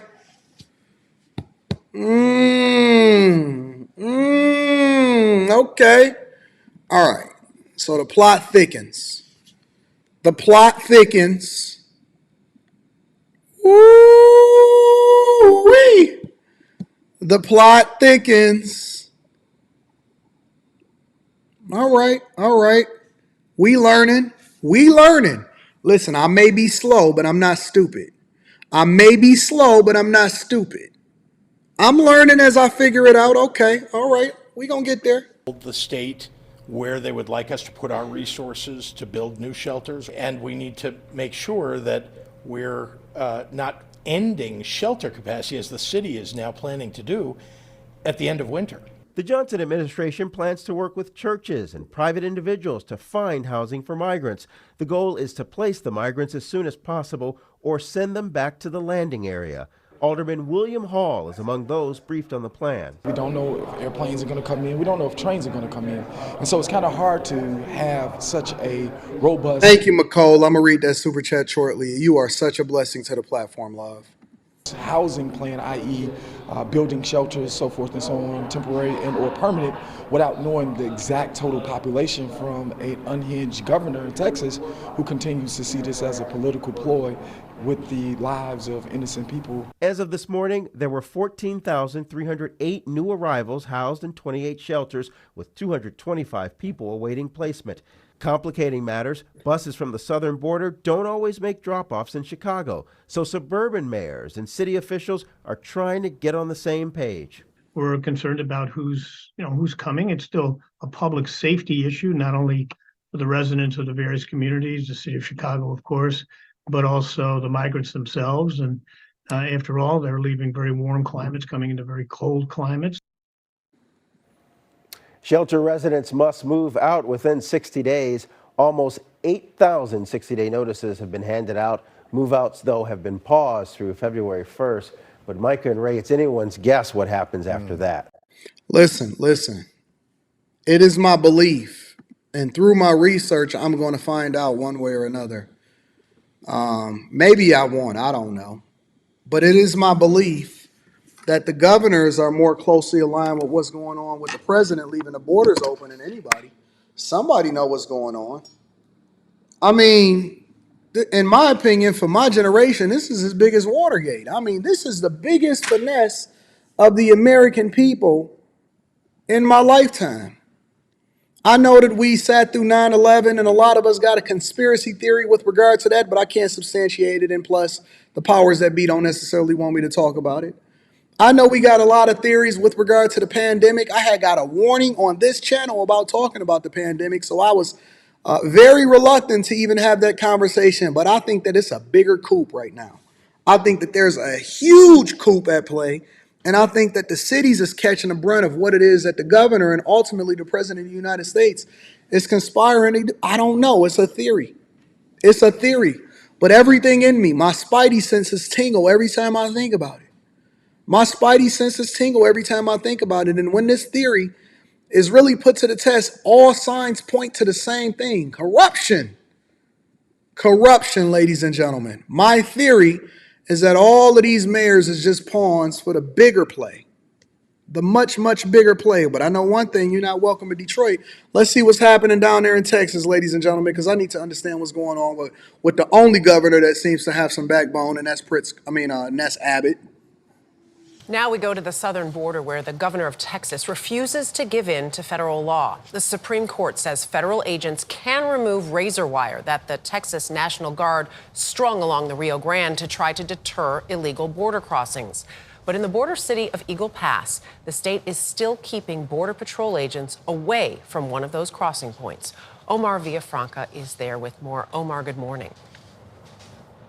Good morning. We are here at Shelby Park right on the Rio Grande, and the park is surrounded by this razor wire as far as the eye can see. Also within my line of sight, Texas National Guard armed and on standby. Now, the feds say the state put up miles of the razor wire by the river, which can prevent them from getting to migrants in distress. Now, earlier this week, the Supreme Court ruled that Border Patrol agents could cut and remove that wire. But after the ruling, our cameras saw Texas guardsmen uncoiling and preparing more wire to lay out. Another issue is park access. Border Patrol says it doesn't have full access to the park where many migrants illegally cross. State troopers and Texas guardsmen have it closed. Look at the migrants right there. They're literally trying to cross right in front. Now, I remember a time where I used to watch documentaries where border agents was like cowboys. I mean, they were real life cowboys. When they would catch you, man, the cartels and the coyotes and the people that was trying to get over here, they would make it, but not before they had to go through some Shout out to the churches and the daycares. They would sometimes get over here, but not before sometimes you gotta make it. You gonna have to over them. Because they was doing their job and they was out there rounding them up and they had to dodge them and they was hoping that they didn't come by and all of that on the old documentaries. Now, they over there coming through razor wire like they zombies. Have y'all ever seen any of them zombie movies where they go over there and they be they bringing their children through at the same time? They going through the razor wire, man. It's prisoners. It's prisoners that won't even touch razor wire. Do you know what razor wire feel like?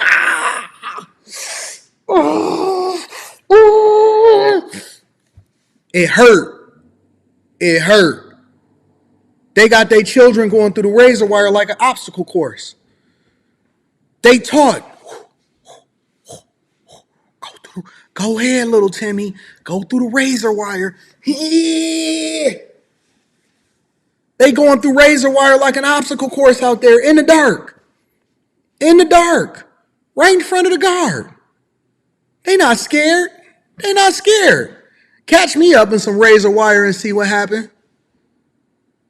Catch me up in some razor wire and see what happened. Ooh.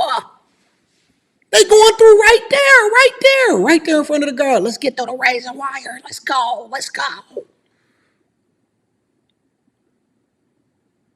Closed to federal agents. Now, the Border Patrol says it needs full access to do its job. The Biden administration has ordered the state to allow Border Patrol agents into this area by Friday. But Governor Greg Abbott, he's in fact firing back at the Biden administration, saying the Biden administration is not enforcing immigration laws that are already on the books. And he says if the federal government won't do it, Texas will secure its border. Of course, this is far from over. Both parties will be in court next month. Let me give a round of applause again. I always want to get praise where praise is due. I got to make sure that I acknowledge the greatest governor on the face of the earth, and that's Governor Greg Wiltshire. Greg, you are truly Professor X. I mean, you are the living embodiment of Professor. A lot of y'all are not even familiar with what Greg Abbott looks like. Let me bring you up to speed. Greg Abbott. Greg Abbott is literally Professor X. And Biden might just be Magneto. Have y'all ever seen Greg Abbott, Greg Wiltshire? I mean, the dude get by faster. He got mind control over people. Y'all ain't never seen Greg Wiltshire?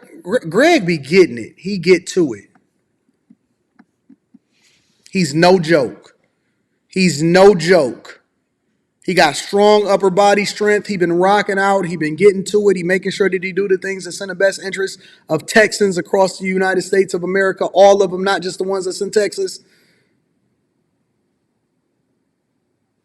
Shout out to Greg Abbott. The real life comic book character of Professor X going against Magneto. All right? I love you, Greg. I love you.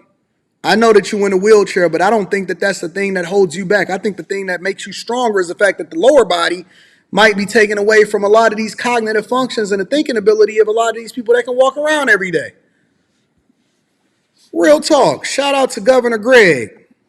I mess with you, Greg. I genuinely mess with you, big dog.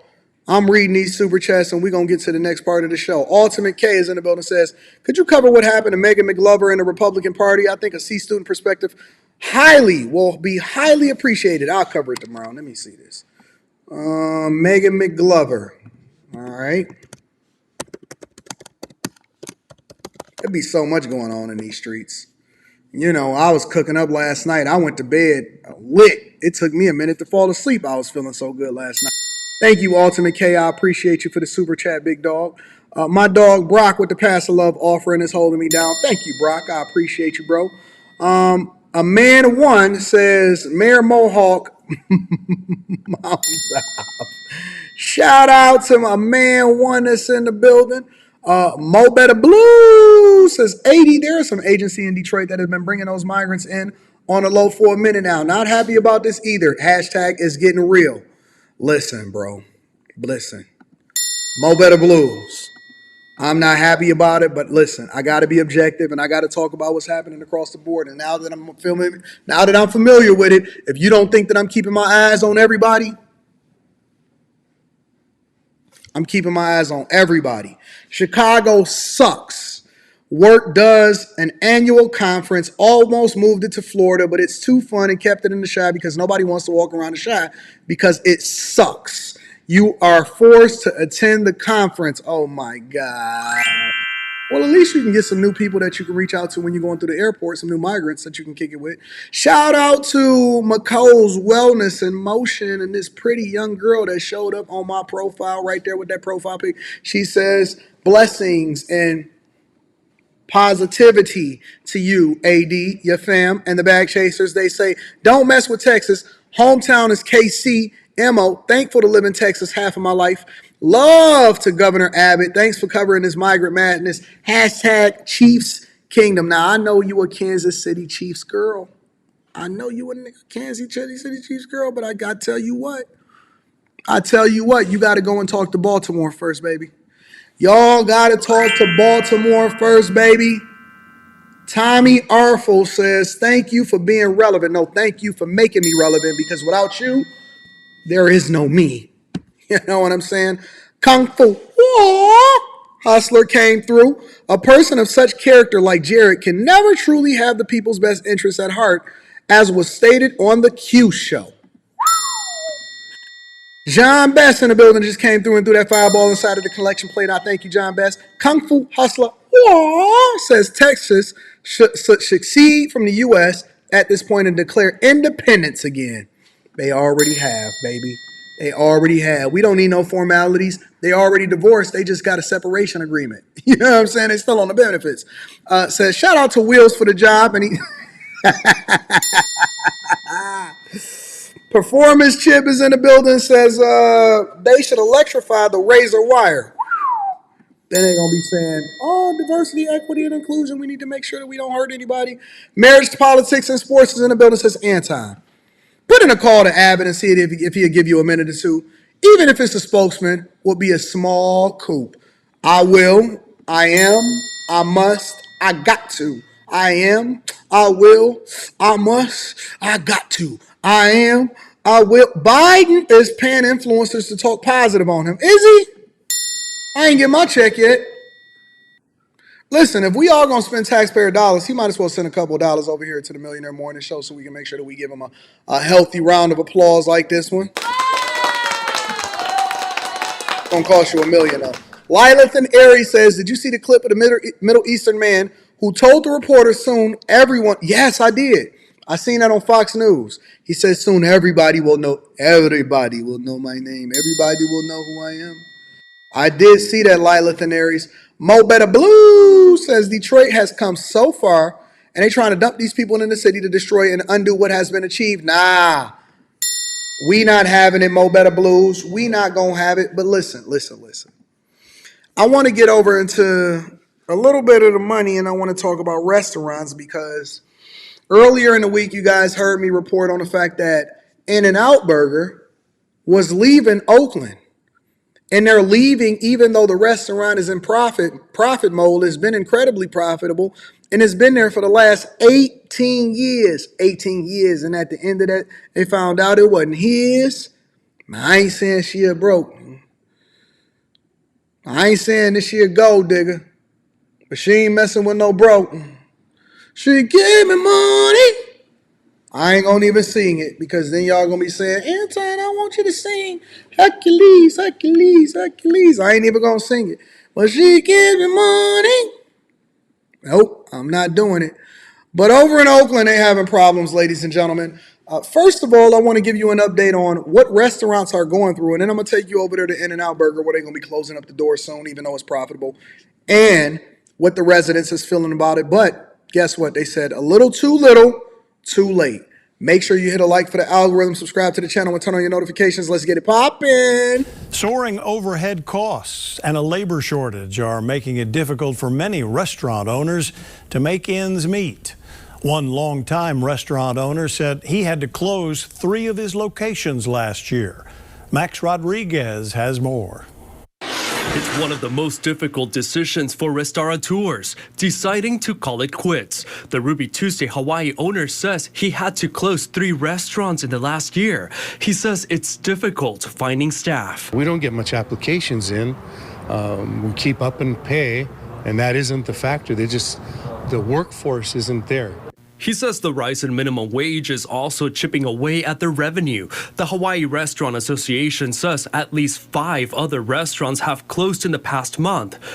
Maybe this is why they're bringing in all of the migrants in order to fill this void. Maybe this is why they're bringing them in. They need 15 million new workers. They need 20 million new workers. Y'all said, I'm too good for that. I'm a boss chick. I sell bundles and I do nails and I do hair, baby.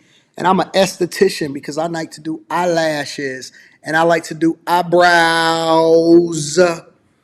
And we don't want to do the things that y'all want to do because we look down on people that do them jobs. We don't want no dude that's flipping burgers because we don't want a day based off of potential. We don't want to do that. Maybe this is why they're bringing in 20 million new workers. Now, they may not be able to speak English, but we got Google Translate now, and they sending them to English classes. Listen, they literally sending some of these migrants over to classes to take English. Have y'all noticed that? Have y'all looked at some of those reports? Have y'all seen some of the stuff that I've been covering? A lot of these people that's coming over here, the first thing that they're doing is they're learning English. They're going through English classes. English classes. You can go out on some of these job sites because it's a lot of construction that's happening here in Detroit and Metro Detroit. And you go on some of the job sites outside of the job supervisor that's bilingual. He speaks both Spanish and English. Everybody else on the job only speaks Spanish. That's a fact. Everybody else on the job speaks Spanish. Nobody speaks English. I'm telling you, I'm on these job sites every single day. I make sure outside of this week I ain't been able to get out like that. But every single week I'll go to the job site in most of these areas, and the people is no hablo inglés. No hablo inglés. And you got to go and find the boss, whoever it is that's driving a big pickup truck. And he is bilingual. He can speak both Spanish and English. And he the only person at the site that speak English. Hey man, what's going on with this job site? What y'all got going on over here? Who's the developer? Oh, okay. We should be done probably about 3 more months. 3 more months. 3 more months. 3 more months. I said, what is 3 more months? Three more. I'm telling you, this is what happened. I'm talking. Hey man, what's going on? How long? What's going on? Who's the owner of this job? Wait.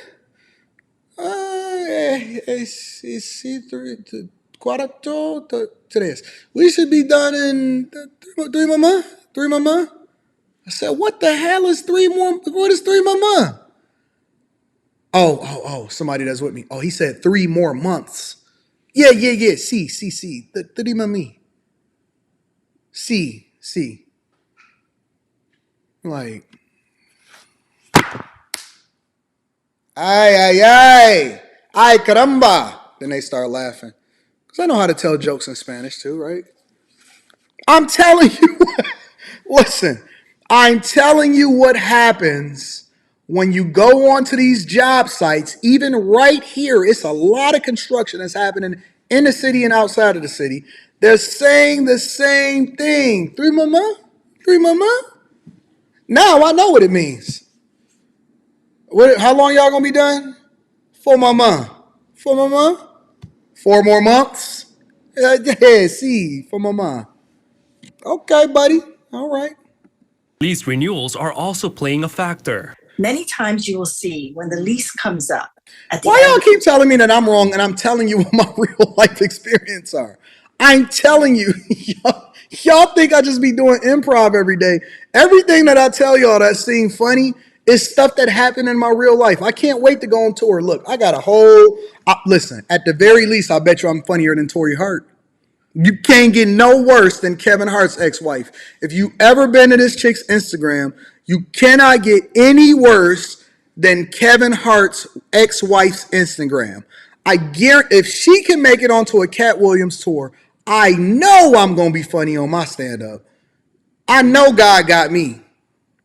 Straight up. I know God got me. And all of my junk is real life experiences. I'll be thinking to myself, oh, that's a... And then I'll just go ahead and say whatever it is that I want to say. The 10-year term, the restaurant has to really do a lot of soul searching and say, what is my next 10 years going to look like?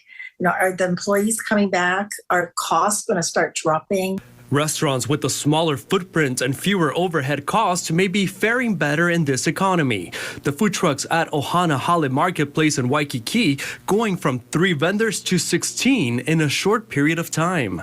It's much cheaper than leasing a building. But one thing great about it is everybody in Hawaii wants to eat. Well, there's no denying the overhead cost is lower for these food truck owners compared to brick and mortar. Their monthly rent is less, and they all split the cost of utilities amongst themselves. The general manager of Earth Aloha Eats says they operate a couple of food trucks and a walk-in restaurant on Maui. The restaurant needs 3 people minimum. Here we can operate with 2 and do just as much as the restaurant can. Still, there's an appetite for sit-down dining. Restaurants counting on Valentine's Day to help give them a boost. But even Nakashima admits his interest in exploring smaller concepts. The way to go now is smaller footprints that are more profitable, that have less labor. I'm actually about to open up a new restaurant over here in Metro Detroit. Probably within the next year or so. No, it'll probably be next spring because we ain't even broke ground yet. We still trying to figure out what the concept is. But again, you know how we do it, 100% funded, no bank loans, no none of that. We just going to run it up. But this is what's happening over at In-N-Out. So now that y'all familiar with what's happening in the restaurant industry, including all the way over in Hawaii, this is what's happening over at In-N-Out. I reported earlier in the week, and I told y'all that In-N-Out was closing despite the fact that them being profitable for the last 18 years in the area, all due to crime. People who live and work in East Oakland are disappointed to hear the only In-N-Out in the city is closing later this year. That's right. The popular burger restaurant saying car break-ins and violent theft is to blame. KTVU's Crystal Bailey today took a look at what's being done to curb violent crime right near the airport. She's here in studio with the story. Crystal. Well, Oakland police say they have a crime reduction plan in this area and they've seen progress. Meanwhile, customers tell me they aren't shocked to hear the restaurant is closing its doors. A security. Hold on, baby. I know you're going to be telling us what the story is, but I just need to know who you are and where you come from. What's going on? Somebody help me to understand who this person is, this Oakland newscaster is, that got on Gucci pants. Yeah, I need to know who this lady is. Hold on. Well, Oakland police say they have a crime reduction plan in this area. Flat stomach, trim. Seemed like she got all her own hair. Minimal makeup. Hey, somebody in the chat found out who this is. I don't want to get too distracted. I'm tired of getting distracted. I'm tired of y'all holding me accountable as a result of it. I'm just saying. She got on the turtleneck. She fully clothed, yet you still see that she got that femininity on her. This is the prototype right here. She got it. Y'all find out what's going on over here so we can stay on point with what's going on with In-N-Out Burger, guys. And they've seen progress. Meanwhile, customers tell me they aren't shocked to hear the restaurant is closing its doors. A security guard at the In-N-Out today told me she's seen up to 10 break-ins in a single day. But residents say it's too little, too late. The In-N-Out in Oakland is located in one of the hotspot areas for crime, near 98th Avenue and Hagenberger. It's an area... Tia, you know how I get. I'm sorry, baby. It's just in me. It's nothing that I could do about it. It's just all who I am. It's to my core. Criminals know they can find unsuspecting tourists. Look at this motherfucker. Did that nigga just stand on his tippy? I'm sorry. Strike the N-word from the congregation. Did this dude just stand on his tippy toes and look at somebody's trunk? Come on, y'all. Criminals know they can find. This dude just went to the back of somebody else's car and stood on his tippy toes and looked in somebody else's junk in order to determine whether or not he could steal from their car. This is what y'all doing right at the In-N-Out Burger? Suspecting tourists coming from the Look at this nigga on his tippy toes and some Amiri jeans. Hagenberger. It's an area criminals know they can find unsuspecting tourists. Look at this dude. Come on. You can't be on your tippy toes at the In-N-Out Burger looking in people's cars, scouting to see what you can break in. Yo, on your tippy toes and some Amiri jeans and some Shaquille O'Neal gym shoes is wild. And what are them cloth belts? Them cloth belts that you're supposed to wear on the golf course, standing on your tippy toes and looking at somebody else's car is wild. What? That's not even a big car. That's a Chevy Traverse. That's either a Blazer or a Traverse or something like. You can't be standing on your tippy toes looking at nobody's car.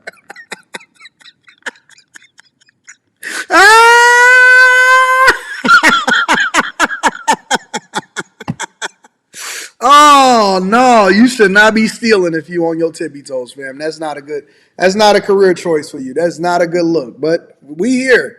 We over in Oakland, y'all. Let's continue. Let's try to get through this. Coming from the airport.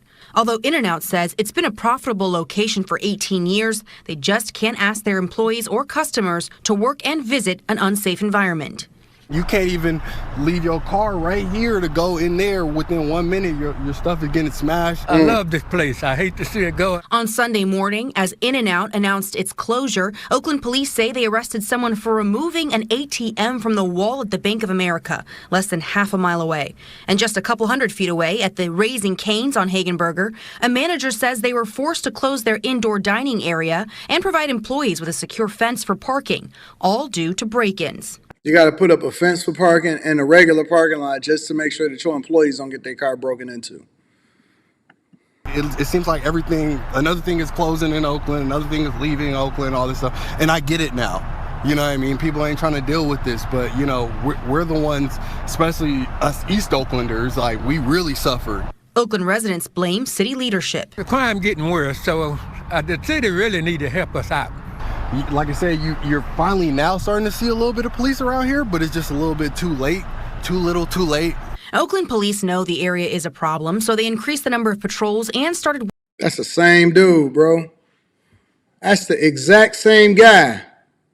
That is not a different criminal. That's the same criminal still doing the same criminal activity. Jesus. Working with a private security team for 24/7 monitoring last year. OPD says in 2023, they saw a 23% reduction in auto burglaries around Hagenberger and 98th Avenue compared to 2022. And despite all the effort, after the In-N-Out on Oakport Street closes in late March, customers will have to travel to Alameda or San Leandro to get their double-doubles. I hate to go way out of the way when I can go right here. And even though they're closing, In-N-Out will still donate to Oakland charities. OPD says their command team and Councilmember Treva Reed will continue to meet with businesses near the airport to make it a safer area for Oakland residents and tourists. Yo, shout out to Oakland for absolutely turning into one of the worst cities that you can't even get out of your car to go and get a burger without somebody standing on their tippy toes and breaking into your car and doing more damage than whatever it is that they stole. Good God, this whole country is just going to hell, man. In a handbasket. Oh, Jesus. Somebody had put in the chat this lady's name. I appreciate y'all. I'm going to go ahead and get that name, and then we're going to reach out because we need to get a better insight. And I want to get her on the show in order so she can give us some insight of what's happening over in Oakland.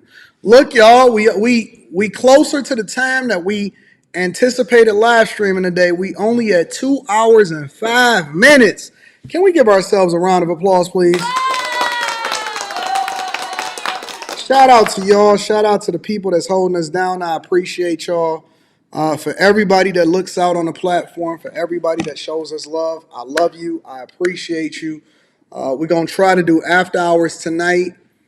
Try is the key word because, you know, after hours, we just figure it out as we go. But we're going to try to do after hours tonight and try to get it in. Listen. This is by far, bar none, and I've been telling y'all this for a long time, the greatest morning show on earth. No cap. No cap. We did a phenomenal stream last night. We continuing to beat them over the head in 2024, and we are not missing under any circumstances. Under any circumstances. This is the best show on earth, bar none. I don't care what nobody say.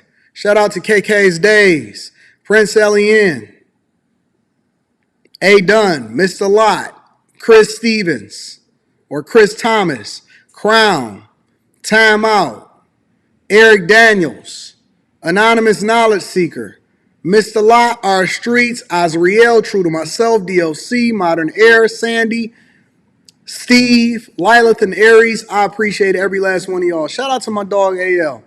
AL says, what are your thoughts on starting a food business through a cloud kitchen? Basically a shared space that restaurant use for go-to orders.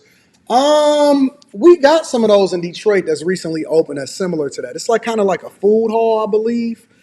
That restaurants use to go to. Oh, you talking about for like DoorDash and Uber Eats. So everybody use a shared kitchen space, and then they can do orders for that. I don't know. It might be a good idea. If you can find the right spot to do the build out, and then you can have the people rent out the space, and then you can figure out exactly what that is. We can talk about it inside of the Patreon. So we got Stock Club this weekend on Patreon. Make sure y'all guys tap in for for the Patreon. Link is in the description as well as pinned to the top of the chat. Yeah, spaces. You shouldn't act like that. You actually met me in person. Don't be like that. Be a better steward of what it is that we've built over here on the Millionaire Morning Show. Listen, y'all, I love you. I appreciate you. Tap in the after hours tonight. We have a lot of fun with that. In the meantime, I got a meeting in a half hour that I need to prepare for. And then I got some coaching calls. And then I got to check on my daughter. And then I got to check on Rita. And then I got to go and make some visits over to the site. And then we're going to figure it out from there. I love you. I appreciate you. Yep, it's a ghost kitchen. You're right, Jaja. It's a ghost kitchen. But I need y'all to do me one more favor before we get up out of here, ladies and gentlemen. Make sure you share this with your family and friends. We don't want to be... Ooh, my people are on it. Shout out to Crystal Bailey. Let me go ahead and write her name down. Crystal Bailey. All right. Let me write that down. I'm going to hit her up on Instagram, see what's happening. Shout out to you. I appreciate you, my dog. I love you. I appreciate y'all. Make sure y'all send this to your family, friends. We don't want to be successful by ourselves. I'm going to see y'all tonight on After Hours. Make sure you tap into the Patreon. I'm out. Peace.